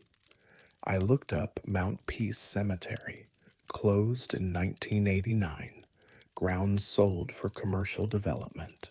All remains were relocated to other cemeteries, including Elizabeth Riverside, reburied at Greenlawn Memorial in 1990. I don't know if any of this connects. I don't know if Elizabeth Riverside is the source of the lilac smell, the humming, the presence I feel in my van. But the timing fits. The smell started in January, which would have been winter. The humming is always a hymn, always gentle, always maternal. Last week, I had a transport from Riverside. Elderly woman, peaceful passing. I loaded her into the van, closed the doors, climbed into the driver's seat. The lilac smell enveloped me immediately. I started the engine and pulled out of the parking lot. The humming started almost immediately. In the sweet by and by, clear, melodic, patient. I gripped the steering wheel and kept drinking. I didn't pull over. I didn't open the doors. I just drove and listened. The humming continued for the entire 20-minute drive. When I arrived at the crematorium and opened the rear doors, it stopped instantly. The lilac smell faded. Everything returned to normal. The crematorium attendant helped me unload. "You okay, Glenn?" he asked. "You look pale." "I'm fine," I said. "Just tired. I've been thinking about Elizabeth Riverside, about a woman who loved flowers and singing, who died in the building where she worked, who was moved from her resting place and relocated against her will. I've been thinking about how often I transport the dead, how many souls pass through my van, how many journeys I facilitate from one place to another. And I've been thinking that maybe she's not haunting me. Maybe she's just riding along, keeping the deceased company, singing to them the way my grandmother sang to me, offering comfort during their final journey. The lilac smell doesn't frighten me anymore.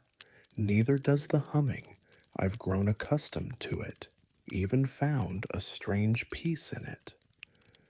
When I transport from Riverside now, I expect it.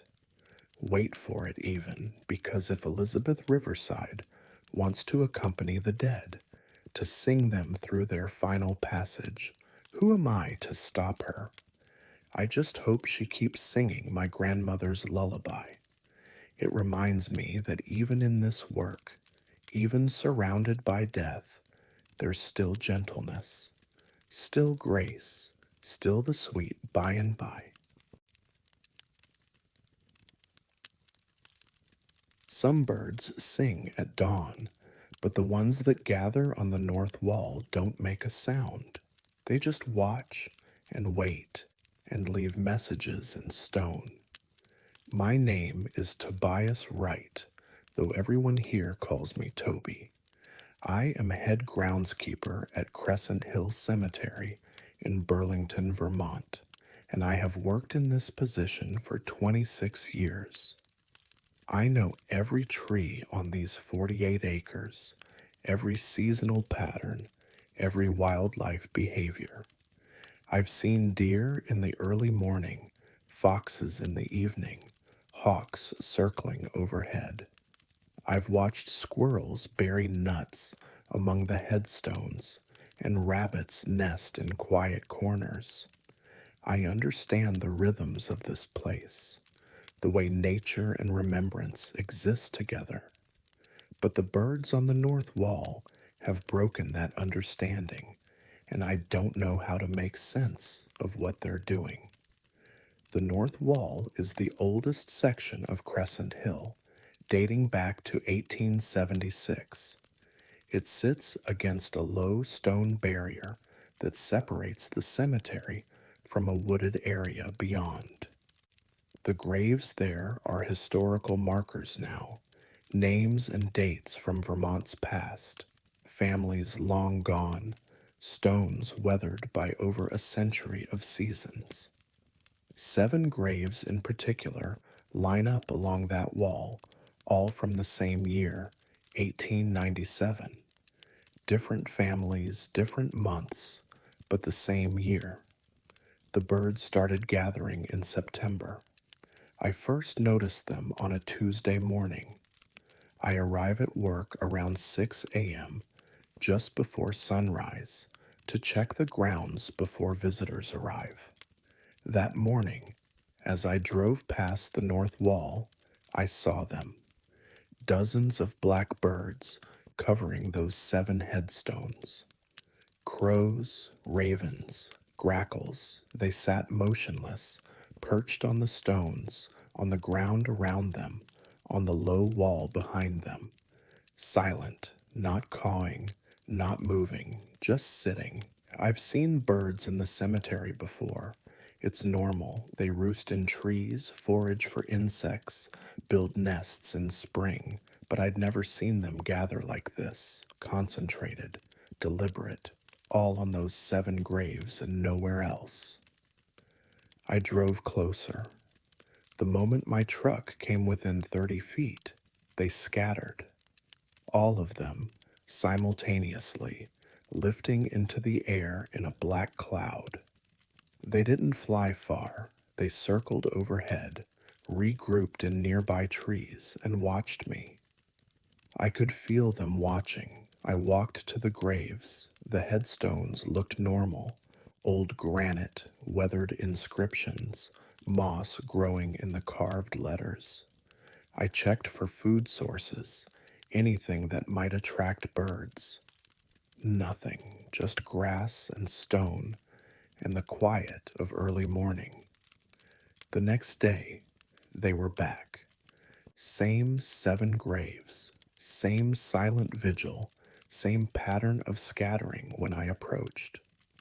By the end of the week, it was happening every morning. I'd arrive at dawn, and the birds would be there covering those headstones like a dark blanket. I started documenting it. I took photographs, counted the birds, usually between 40 and 60, and noted the time of day.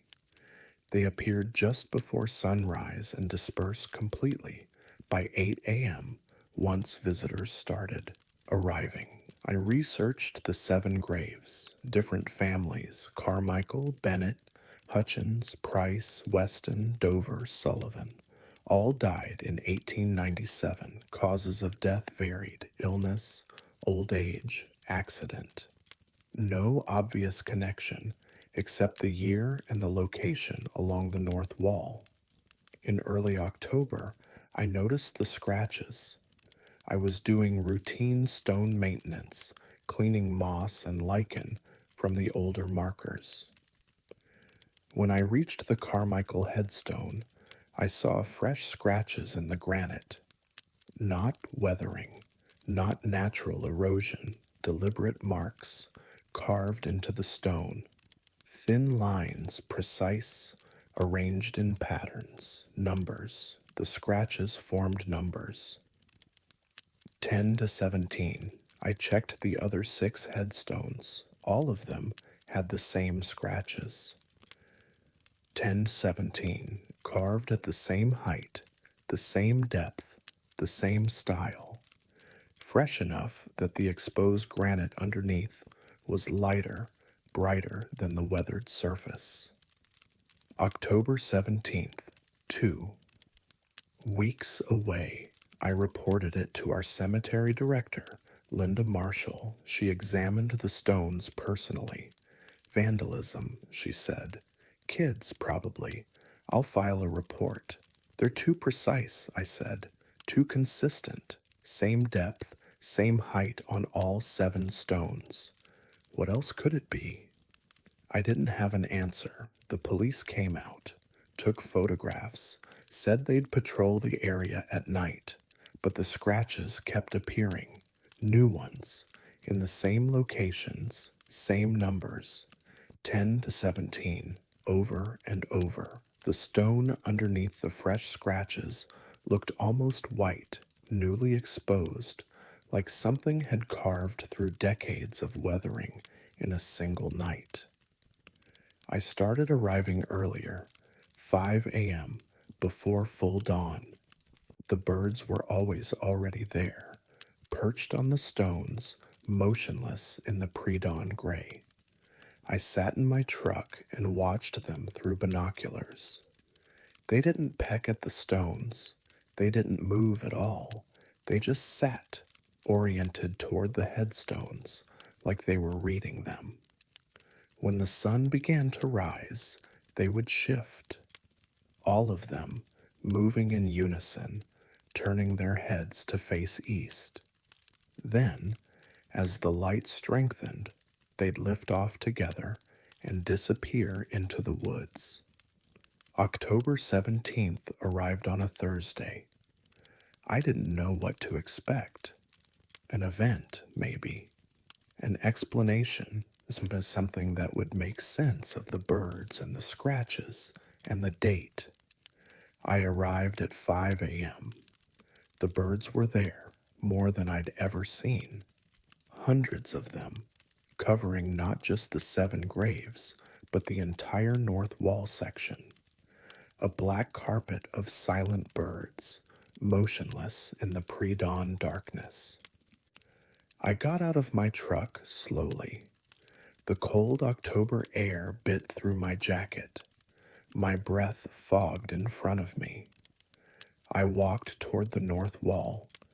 The birds didn't scatter this time. They stayed put, watching me approach. I stopped about 10 feet from the Carmichael headstone.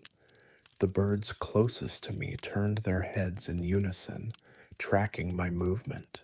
Their eyes reflected the dim light from my flashlight. Hundreds of eyes, all focused on me. "What do you want?" I said quietly. My voice sounded small in the silence. The birds didn't respond. They just had watched.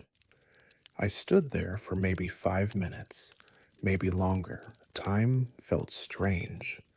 The cold seeped into my bones. My flashlight beam shook in my hand. Then, gradually, the sky began to lighten. Dawn approached. The birds lifted, all of them, together, rising into the air in a black mass. They circled overhead once, twice, 3 times. Then they flew north, over the stone wall, into the woods, and disappeared. The silence they left behind felt heavier than their presence.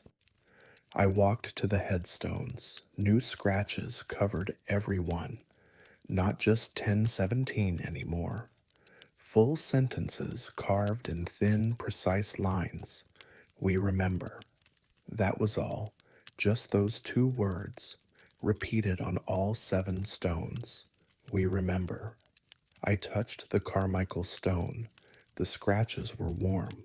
Not hot, but warm, like something living had just touched them. Linda came out later that morning. She saw the new carvings. Her face went pale. "This isn't vandalism," she said quietly. "No, I agreed. We never found an explanation. The police closed their investigation. Linda hired security to patrol at night for a week, but nothing else happened. The scratches remained, slowly weathering, blending back into the old stone. The birds stopped gathering after October 17th. I haven't seen them congregate like that since. Sometimes I see a crow or two perched on the north wall, but never the mass gatherings, never the silent vigils. But I've started researching 1897 more carefully. I've been pulling newspaper archives, death records, historical documents. Something happened that year, something that connected those 7 people, 7 families, 7 deaths. I haven't found it yet, but I'm looking. Because those birds weren't random. That date wasn't random. The message carved into 7 headstones wasn't random. Something happened on October 17th, 1897, something that needed to be remembered. And whatever it was, it used the birds to make sure we didn't forget. I walk past the north wall every morning now. I stop at those 7 graves. I read their names, and I remember, even though I don't know what I'm remembering. Because sometimes the dead don't need us to understand. They just need us to witness, to acknowledge, to remember, even if we never learn why.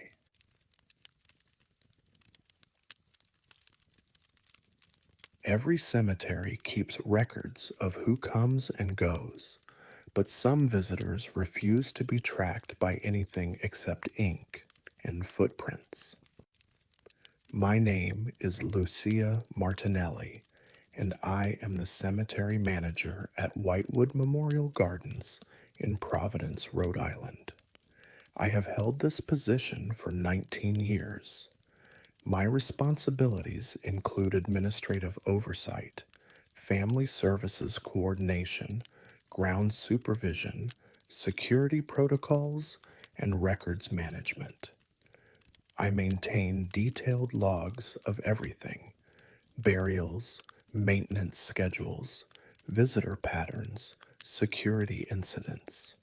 I believe in documentation, in paper trails, in the accountability that comes from keeping accurate records. But the visitation log at our main gate has been showing me something I cannot explain, cannot document properly, cannot rationalize within any system I know. The log itself is simple: a leather bound guest book positioned on a pedestal just inside the main entrance.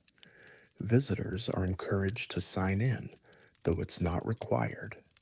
Most families do, especially during the first few months after a burial. They write their names, the date, sometimes the plot number they're visiting.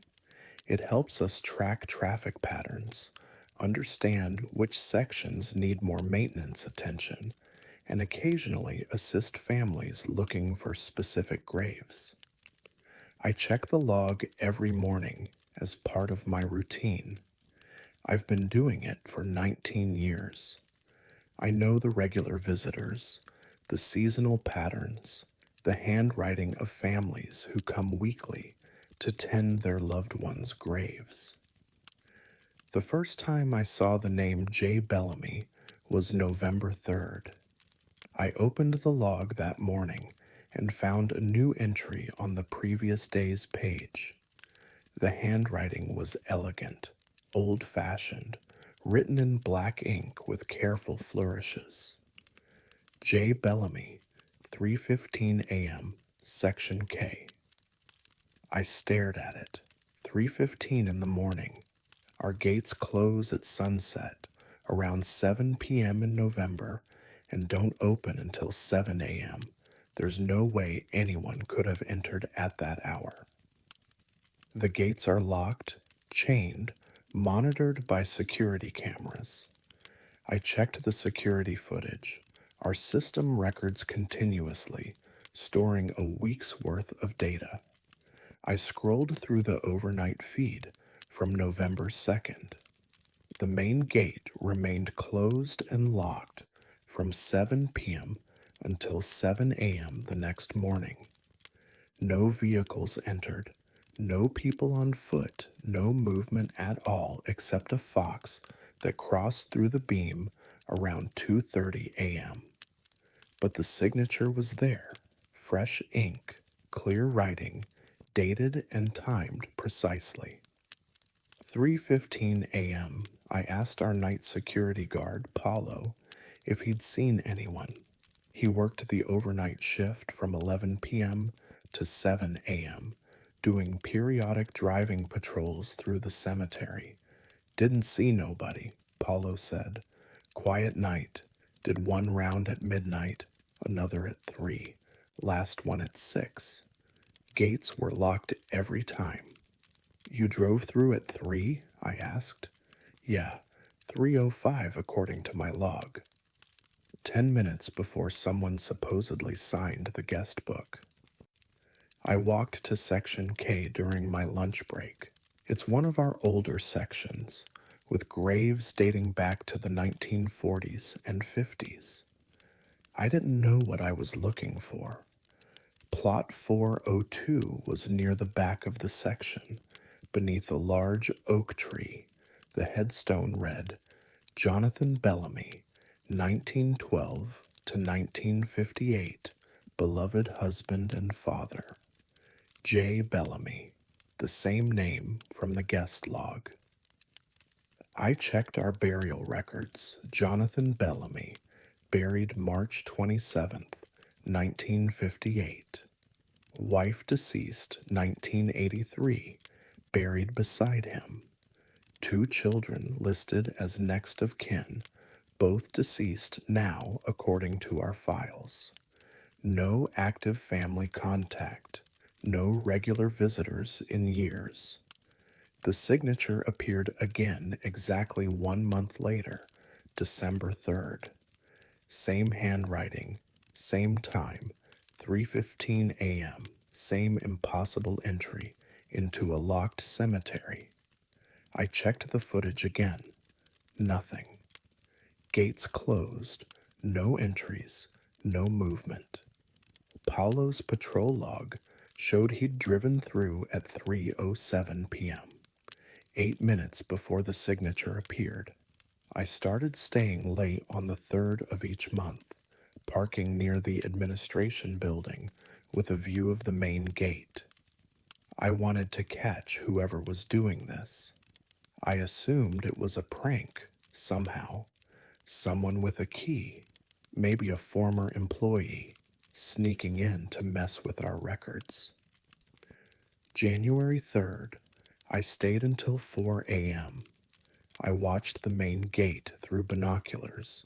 It never opened. At 7 a.m., I checked the log. The signature was there.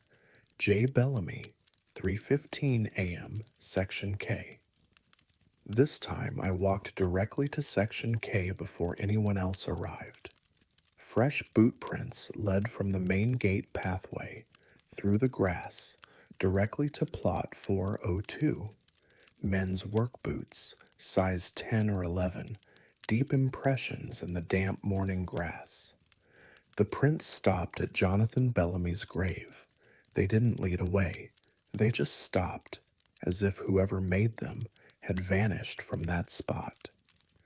I photographed everything, the signature, the boot prints, the grave. I showed them to Paulo. He looked uncomfortable. That's weird, he said quietly. Real weird. I reported it to the cemetery director, Anthony Corsini. He examined my documentation, reviewed the security footage himself, and sighed. Could be a glitch in the camera system, he said. Happens sometimes. Footage skips a few seconds. You miss something. For 6 months, I said. Same time, same person, same signature. He didn't have an answer. The signatures continued, every month on the 3rd at 3:15 a.m. The handwriting never varied. The boot prints appeared every time I checked early enough, always fresh, always leading to plot 402, always stopping there. In April, I decided to walk to Section K at 3:15 a.m. I wanted to be there when it happened. I parked my car near the administration building and walked through the dark cemetery with a flashlight. The night was quiet, cold, the kind of deep silence that only comes in the hours before dawn. I reached Section K at 3:12 a.m. I positioned myself behind a large monument about 30 feet from plot 402, where I could see clearly but remain hidden. I turned off my flashlight and waited.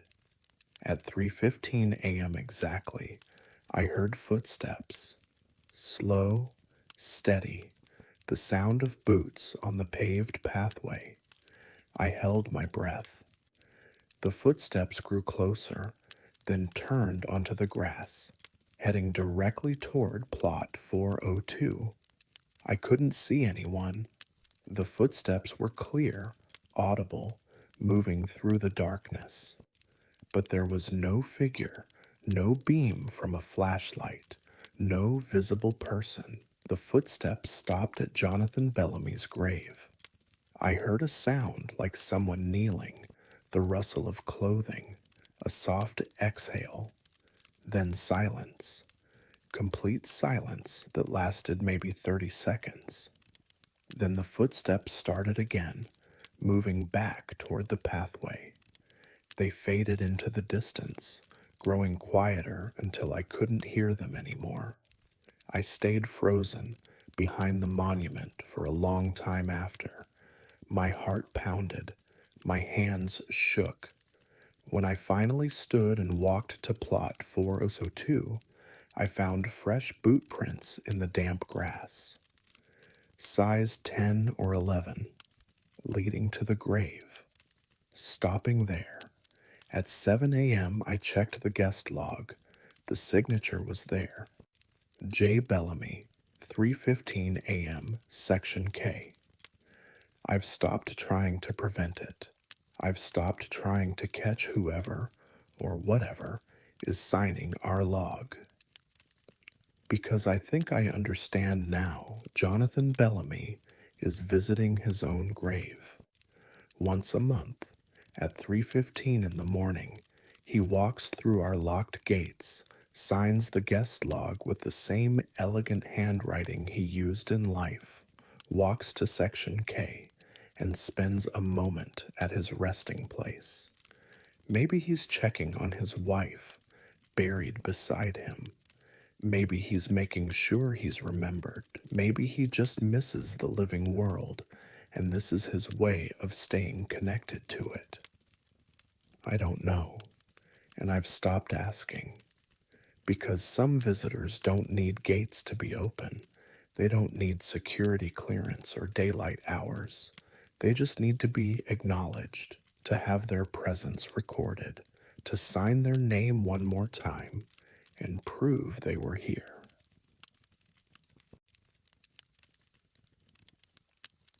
I thought I understood the finality of fire until I started finding things that shouldn't survive the flames. My name is Devraj Patel, though everyone calls me Dev. I work as crematory operator at Northside Funeral Services in Minneapolis, Minnesota, and I have been in this position for 11 years. My job is technical, precise, and solemn. I prepare remains for cremation, operate the retort, the cremation chamber, monitor temperatures and timing, process cremated remains, and maintain all equipment to state regulations. It is work that requires focus, respect, and an understanding that what I do represents someone's final physical transition. I have cremated over 3,000 individuals. I have processed remains with care and dignity, returned ashes to families, and maintained a clean, professional facility.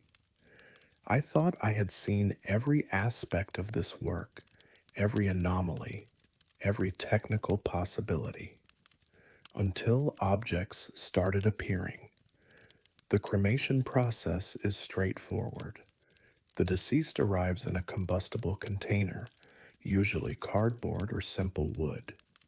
I verify identification, check paperwork, and transfer the container into the retort. The temperature reaches between 1,400 and 1,800 degrees Fahrenheit. The process takes 2 to 3 hours, depending on body size and composition. Organic matter is consumed. Metals, surgical pins, dental work, joint replacements survive and are removed later. Everything else becomes ash and bone fragments, which I process into the fine cremated remains families recognize. Nothing else should survive. Nothing paper, nothing fabric, nothing made of organic material. The heat is too intense. The duration too long. Everything burns. Except 3 times this year, something hasn't burned. Something has appeared. The first time was February 9th. I had cremated an elderly man, Marcus Holloway, age 86, standard cremation, no complications. The process completed around 4:30 p.m. I let the retort cool for 45 minutes before opening it to remove the cremated remains, standard procedure. Temperature still reads around 400 degrees at that point, too hot to touch, but cool enough to safely open. When I opened the retort door, something was on the floor of the chamber, just inside the opening, resting on the brick. A wedding ring, gold band, simple design, slightly tarnished. I stared at it for a long moment. My mind tried to process what I was seeing. The ring couldn't have survived the cremation. Gold melts at 1,948 degrees Fahrenheit, but even if it hadn't melted, it would have been mixed with the cremated remains inside the chamber, not sitting separately by the door. I used metal tongs to retrieve it. The ring was warm but not burning hot. I examined it carefully. No inscription visible on the outside, but when I looked inside the band, I saw engraving M.H. Forever, 1958. M.H. Marcus Holloway. The deceased I'd just cremated, but according to his file, his wedding ring had been removed before he arrived at our facility. His wife had kept it. She'd told me so herself when she made the arrangements. I called her. Mrs. Holloway, I have a question about your husband's wedding ring. I have it right here, she said, on my nightstand. Why? I looked at the ring in my hand. No reason, just confirming our records. I didn't tell her what I'd found. What would I say? I put the ring in a small velvet pouch and placed it in my desk drawer. I told myself it was a mistake, a mix-up, somehow a different ring that had been in the retort from a previous cremation, and I'd missed it during cleaning. But I clean that chamber thoroughly after every cremation. I check every surface. There's no way I would have missed a wedding ring. The second time was April 23rd. I'd cremated a woman named Catherine Brennan, age 74. Routine cremation, completed by 3 p.m. I let the retort cool, opened the door at 3:45. A locket sat on the chamber floor, silver, oval-shaped, with delicate engraving. just sitting there inside the cremation chamber that had been at 1,600 degrees less than an hour before. I retrieved it with tongs. The locket was warm, like the ring had been, not burning, just warm. I opened it carefully.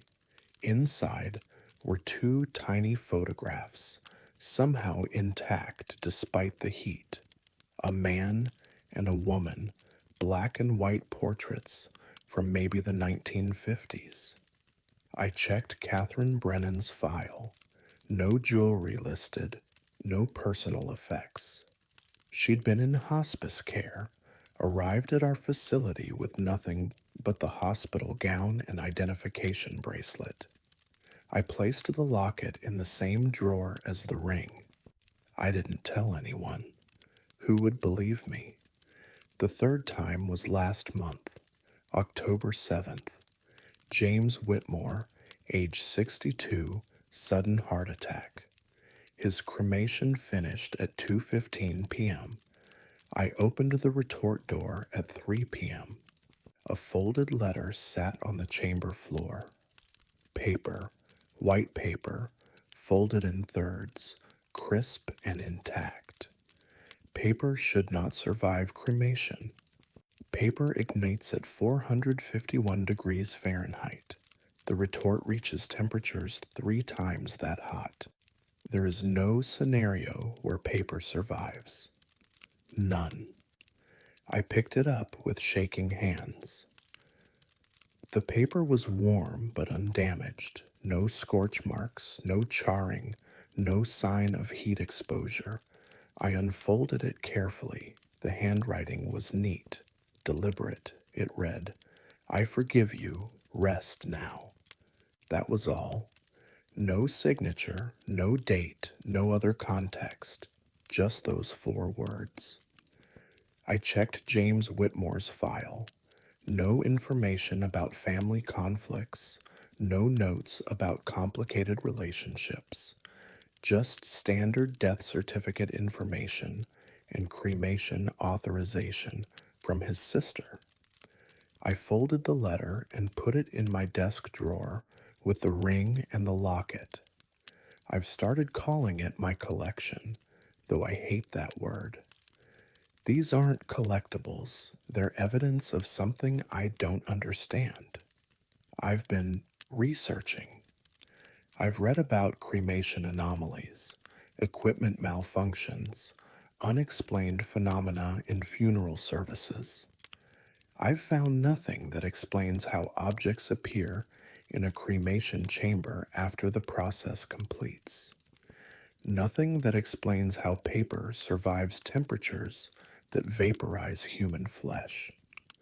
I've started dreading the moment I open the retort door. Every cremation now comes with anxiety. Will there be something waiting?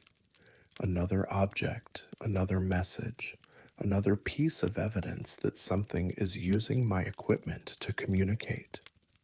3 days ago, I had a cremation scheduled. Helen Rodriguez, age 79, longtime Minneapolis resident. I prepared everything normally, verified identification, loaded the container, started the process. Temperature climbed to 1,650 degrees. Cremation proceeded without incident.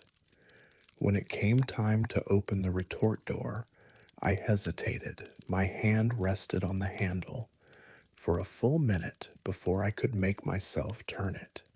The door swung open. I looked inside, bracing myself. Nothing. Just cremated remains as expected.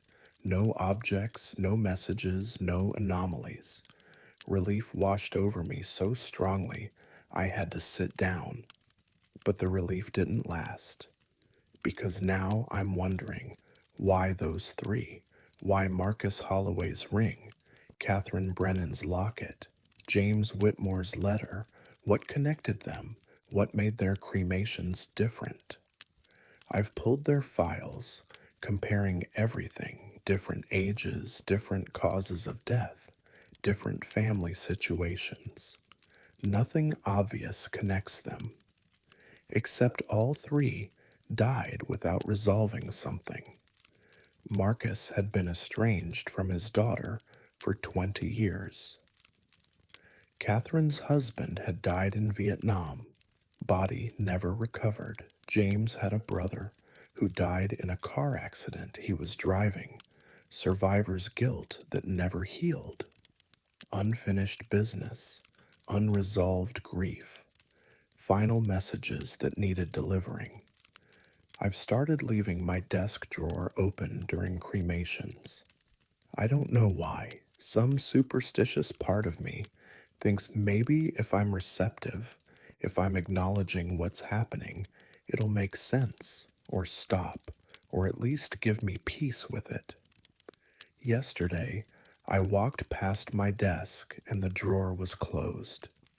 I didn't close it. I'm certain I left it open. I stood there for a long moment, staring at it, afraid to open it. When I finally did, the three objects were arranged differently. The ring, the locket, and the letter were positioned in a small circle, like they were connected, like they were part of something larger. I closed the drawer immediately.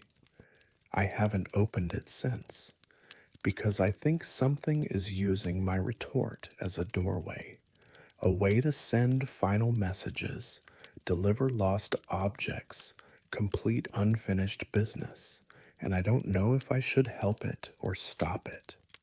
All I know is that fire doesn't destroy everything. Some things survive, some things appear, and I'm the only one who sees them.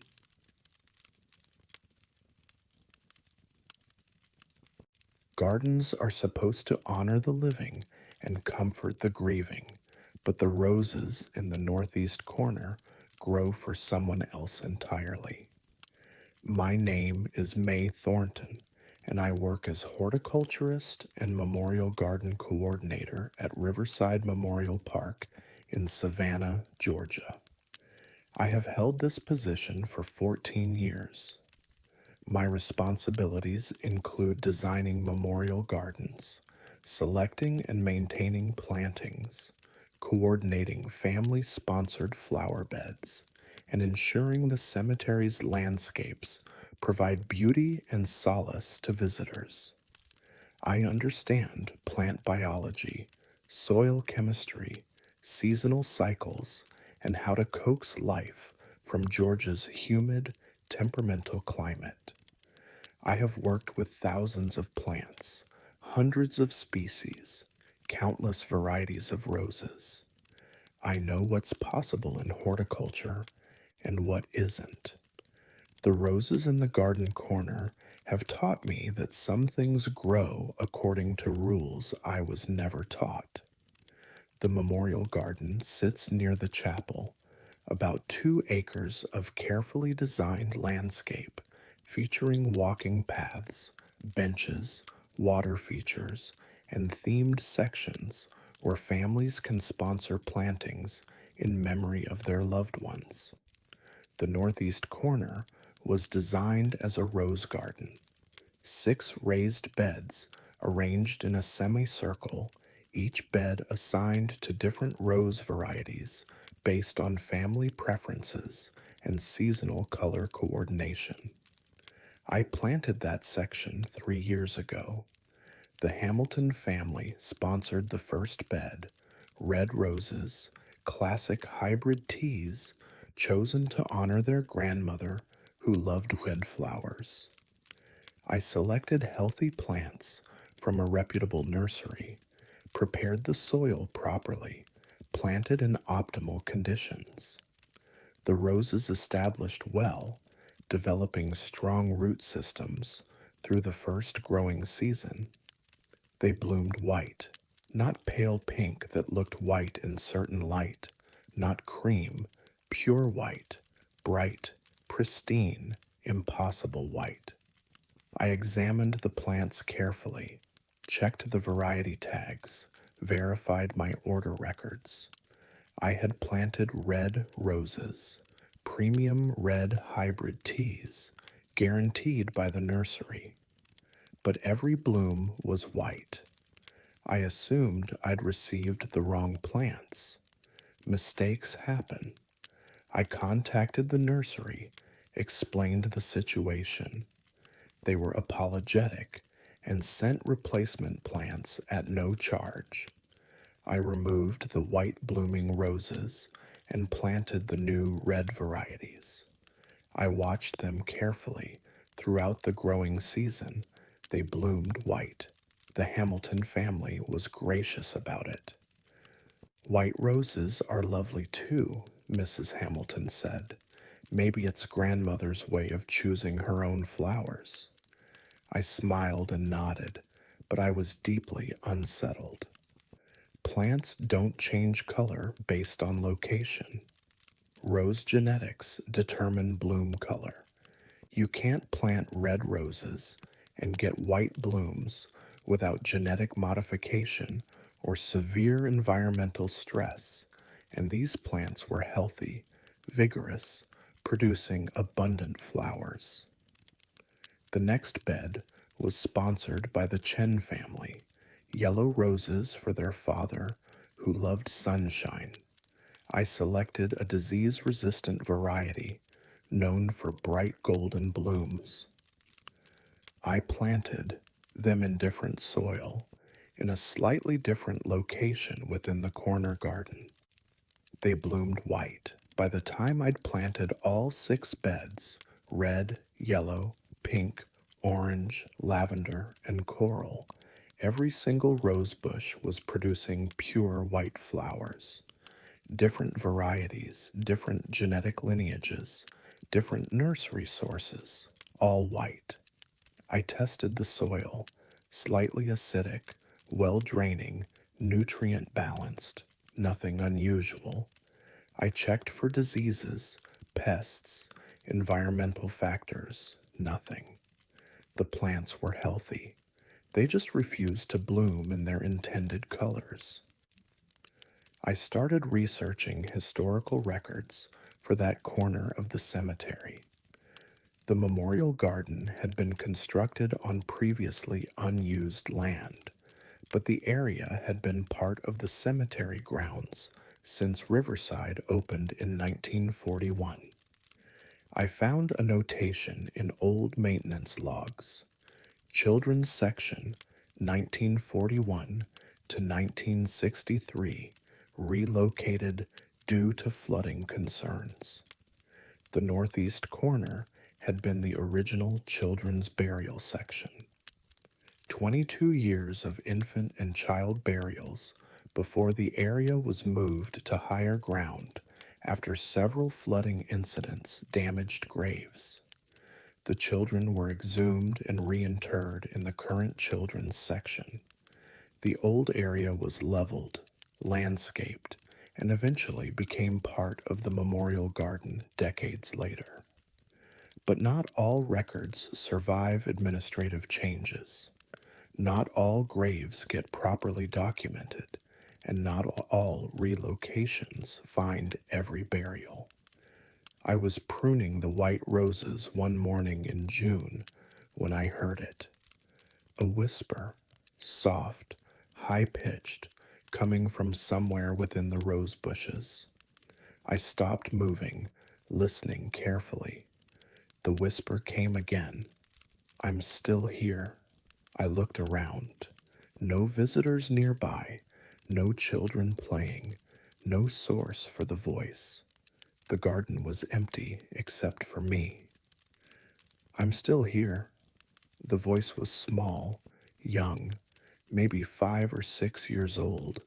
It came from the roses themselves, from somewhere within the dense foliage and white blooms. I stepped back, my pruning shears shaking in my hand. The whisper stopped. The roses swayed gently in the morning breeze. Everything looked normal, peaceful, beautiful. I didn't tell anyone. What would I say? The roses are talking to me?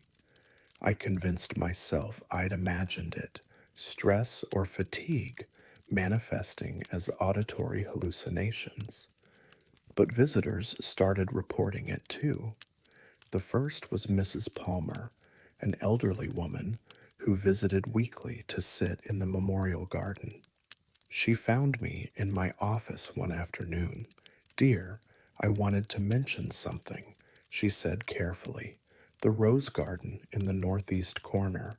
I've heard children whispering there 3 times now, always the same phrase.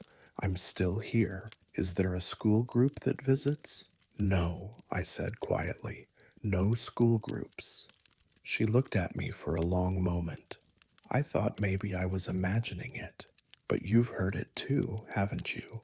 I nodded. Over the next year, 7 more visitors reported the whispering, always the same corner, always the same phrase, always described as a child's voice.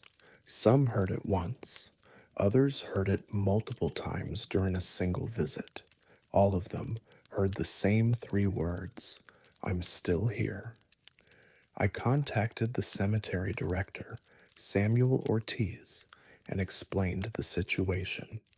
He reviewed the historical records with me, found the same notation about the relocated children's section.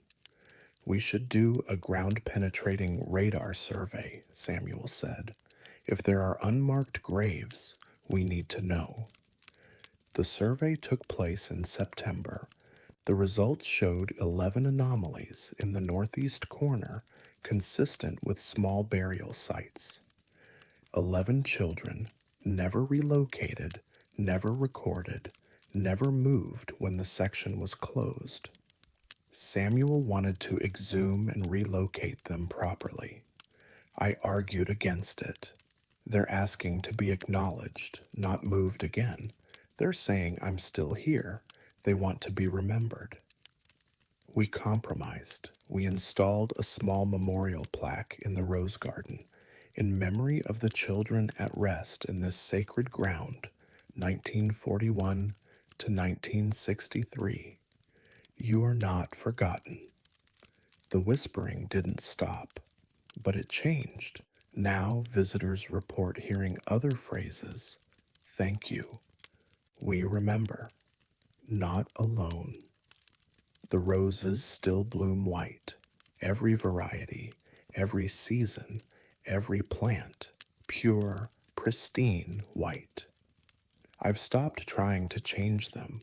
I plant whatever colors families request, knowing they'll bloom white regardless. The families don't mind. Most of them think it's beautiful.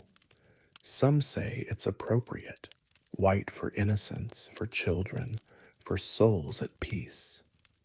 I've started bringing fresh flowers to the rose garden every week. White roses, naturally. I place them near the memorial plaque, and I speak quietly to the children underneath, telling them they're remembered, they're honored, they're still here in our hearts. Yesterday, I was working in the rose garden alone, late afternoon, the sun casting long shadows across the white blooms. I heard the whispers again, but this time there were more voices. Not just one child, many children, a chorus of small voices, overlapping, soft and distant. They weren't saying, "I'm still here," anymore. They were singing a gentle melody, maybe a lullaby, maybe a hymn. I couldn't make out the words, but the sound was peaceful, content. I stood very still, listening, tears running down my face. The singing lasted maybe 30 seconds, then faded into the evening air. The roses sway in the breeze now, their white blooms luminous in the fading light. And I know the children are still here, will always be here, tended by flowers that refuse to forget them.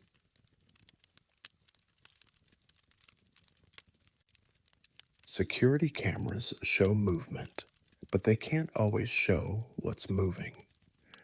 My name is Andrew Chen, and I work as security officer at Maplewood Cemetery in Hartford, Connecticut. I have held this position for 8 years.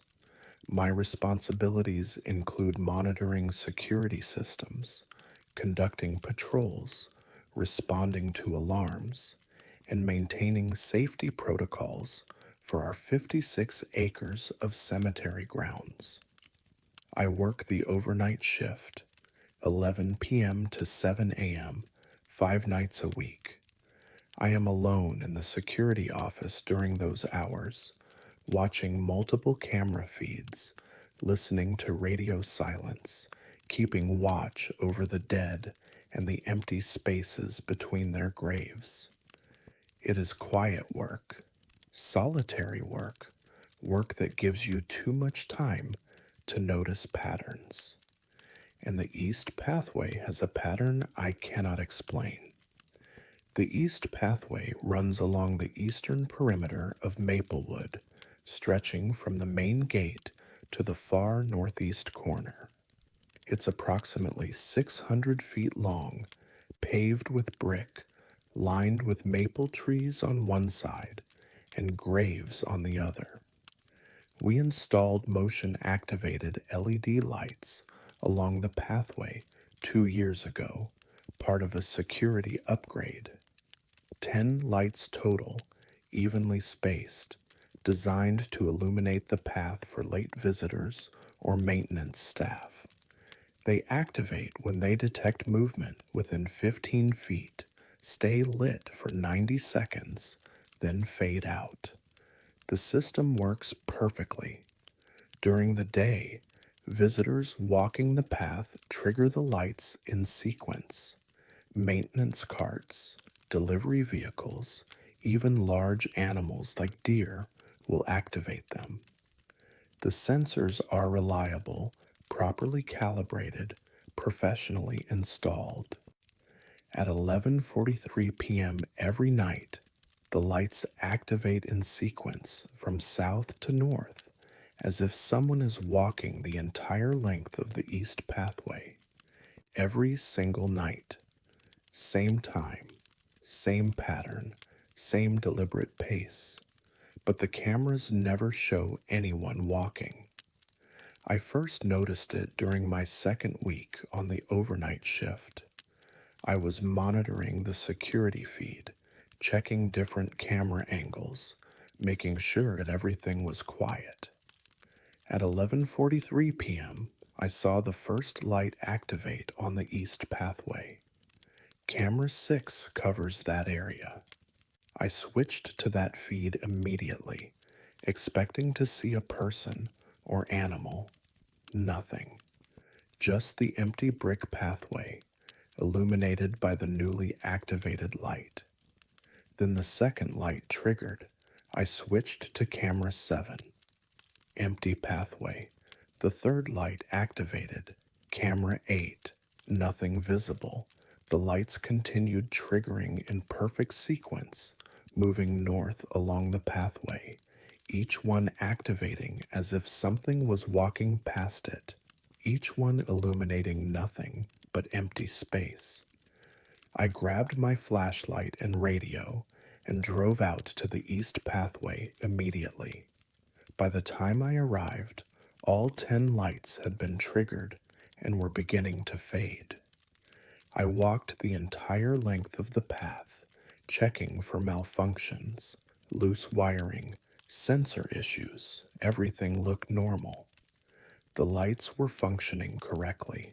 The sensors were clean and properly aimed. I reported it to the cemetery director, Elizabeth Warren, the next morning. She reviewed the footage with me. We watched the lights activate in sequence, watched the empty pathway, watched nothing move through frame after frame of recorded video. Probably an animal, Elizabeth said, small enough to not show clearly on camera, but large enough to trigger sensors. Raccoons? Foxes? I suggested. Most likely. But animals don't walk in perfectly straight lines at the exact same time every night. Animals meander, stop, investigate things. The east pathway lights triggered with the timing of a person walking with purpose, maintaining steady pace, never stopping, never deviating. I started monitoring it specifically. Every night at 11:42 p.m., I would pull up camera 6 and watch. At 11:43 p.m., like clockwork, the first light would activate. Then the sequence would begin. 10 lights, 600 feet, approximately 2 minutes to walk the entire length. The timing never varied. The pattern never changed. I set up additional monitoring equipment. I positioned a secondary camera at ground level, aimed along the pathway. I installed a thermal imaging camera borrowed from our wildlife management contractor. I even set up an audio recorder to capture any sounds. The lights still triggered every night. The thermal camera showed no heat signatures. The audio recorder picked up nothing but wind and distant traffic. The ground level camera showed the same empty pathway. In March, I decided to walk the east pathway myself at 11:43 p.m. I wanted to be there physically when it happened, to see if I could sense anything the cameras weren't showing. I stood at the southern end of the pathway at 11:42 p.m., flashlight in hand, radio on my belt. At 11:43 p.m., the first light activated 15 feet in front of me. I saw it clearly. The sensor detected movement. The light flicked on, illuminating the empty brick path. I walked forward quickly, aiming my flashlight ahead. Nothing there. No animals, no people, no visible cause. The second light activated 20 feet ahead of me. I jogged toward it. As I approached, the third light triggered. I was chasing the sequence, trying to catch up to whatever was activating the sensors. The fourth light, the fifth. I was running now, breathing hard, my flashlight beam bouncing wildly. I couldn't catch up. The lights stayed ahead of me, triggering in steady sequence, maintaining that same deliberate pace. By the time I reached the 10th light, it was already fading. I stood at the northern end of the pathway, gasping for breath, staring back at the line of lights gradually dimming behind me. The air felt different there, colder, heavier. I couldn't see anything unusual, but I felt watched, observed, like something was aware of me in the same way I was trying to be aware of it. I walked back to my security cart slowly. My hands were shaking, not from fear exactly, from the realization that I was sharing this cemetery with something I could not see, could not catch, could not understand. I've been documenting it for months now. I have spreadsheets tracking the exact timing, which lights activate in which order, any variations in the pattern. There are no variations. It happens every night at 11:43 p.m. 10 lights, 2 minutes, perfect sequence. Other staff members have started noticing it too. James, our day shift maintenance supervisor, mentioned he's seen the lights trigger at night when he's worked late. Maria, who manages family services, said her daughter saw it once when they were leaving late after a service. The lights walking themselves, she called it. I researched the East Pathway's history. The brick path was installed in 1987, replacing an older gravel walkway. Before that, the area was just open ground between graves.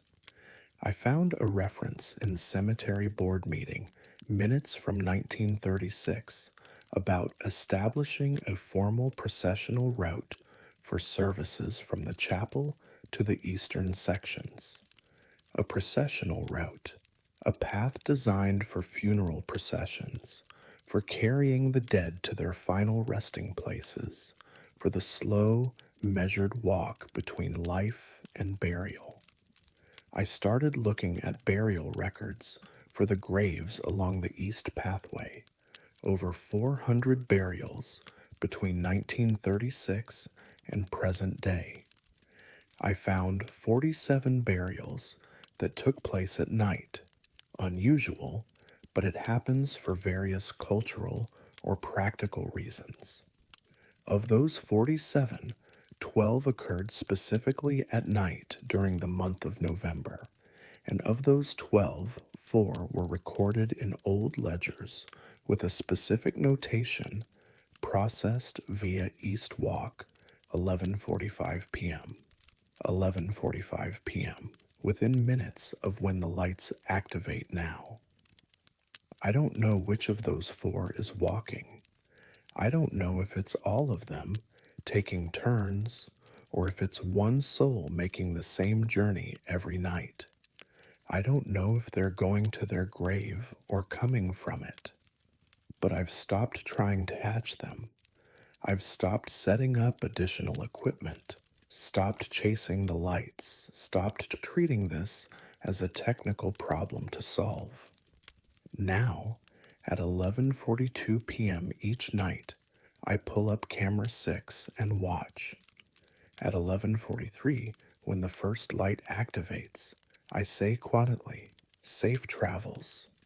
And I watch the lights trigger in sequence, marking the path of something that still needs to walk it, still needs to make that final journey, still needs to be witnessed, because maybe that's all they want, to be seen, to be acknowledged, to know that someone is still watching, still bearing witness to their nightly procession through the dark.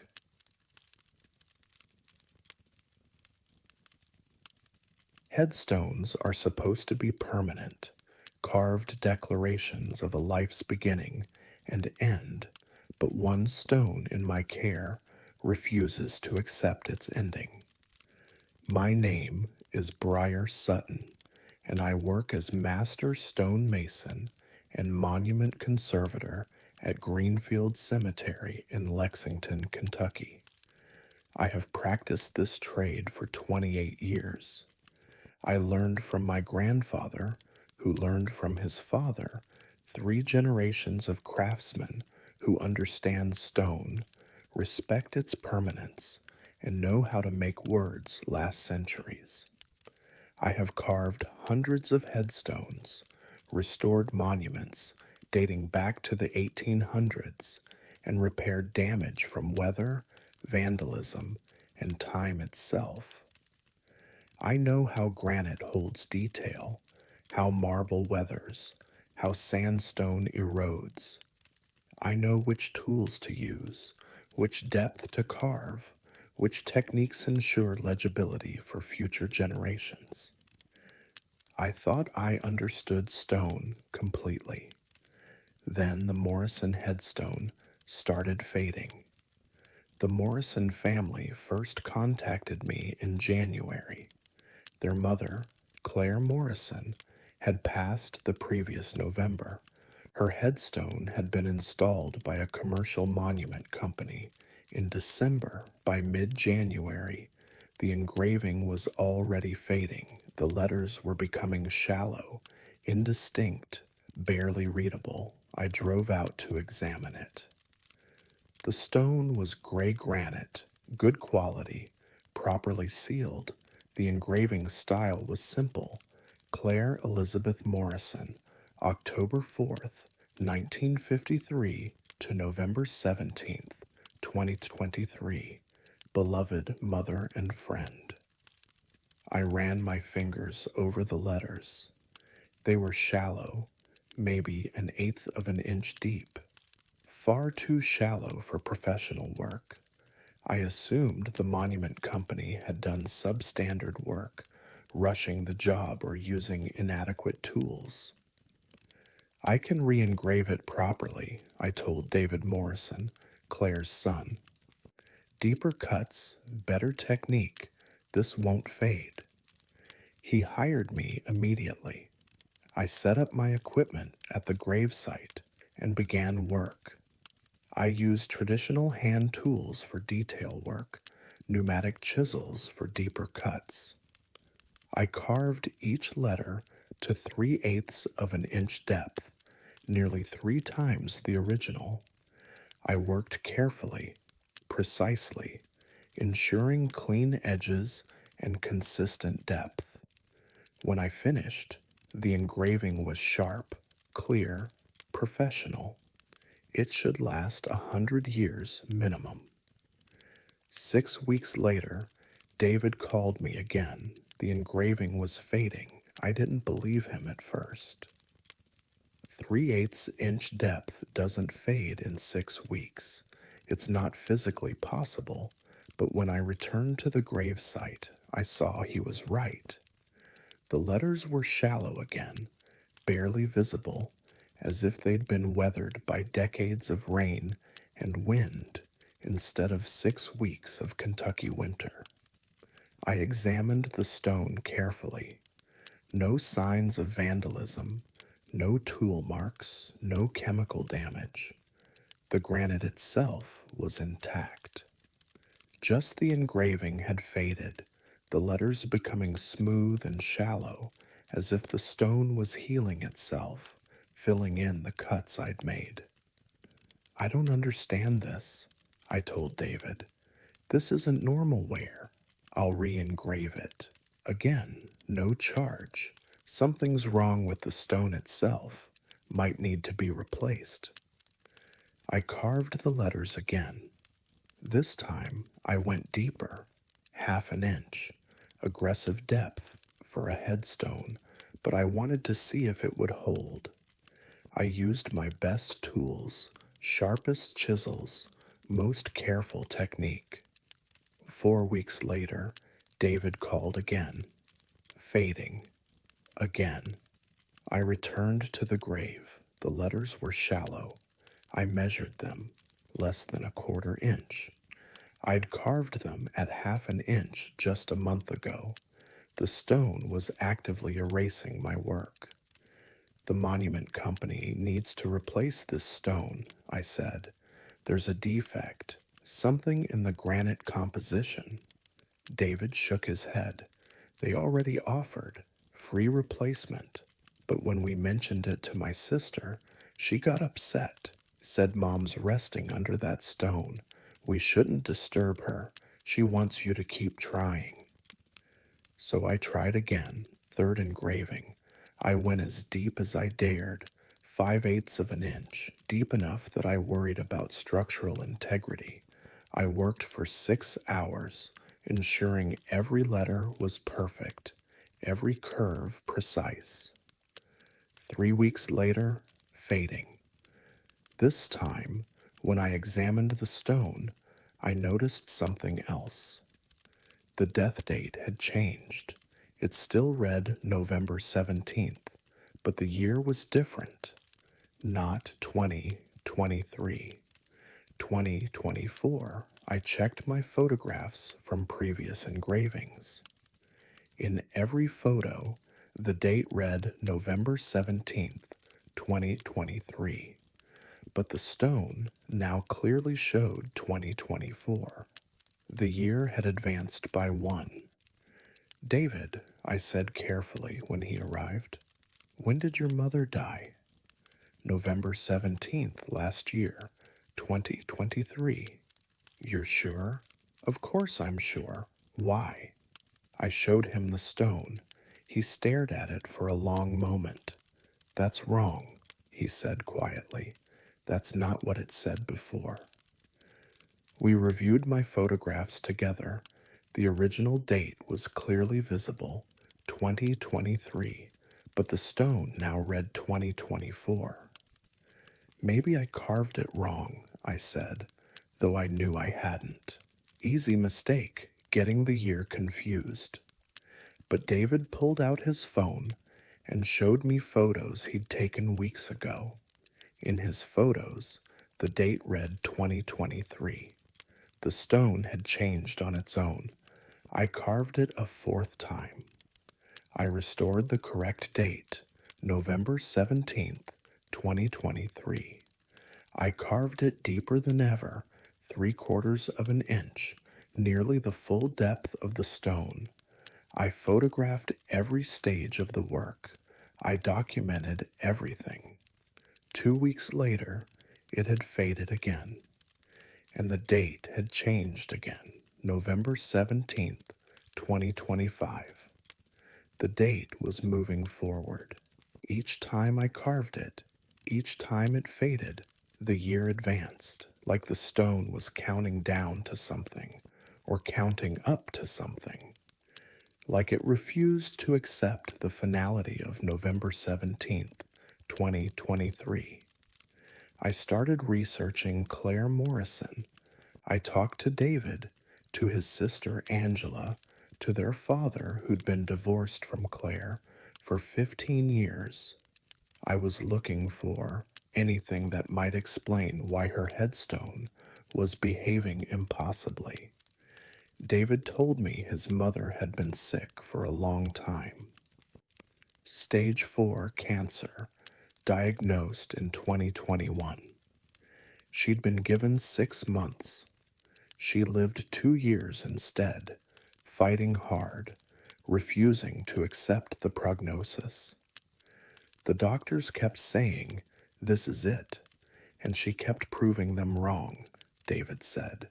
She was supposed to die in 2022, then early 2023. She made it to November.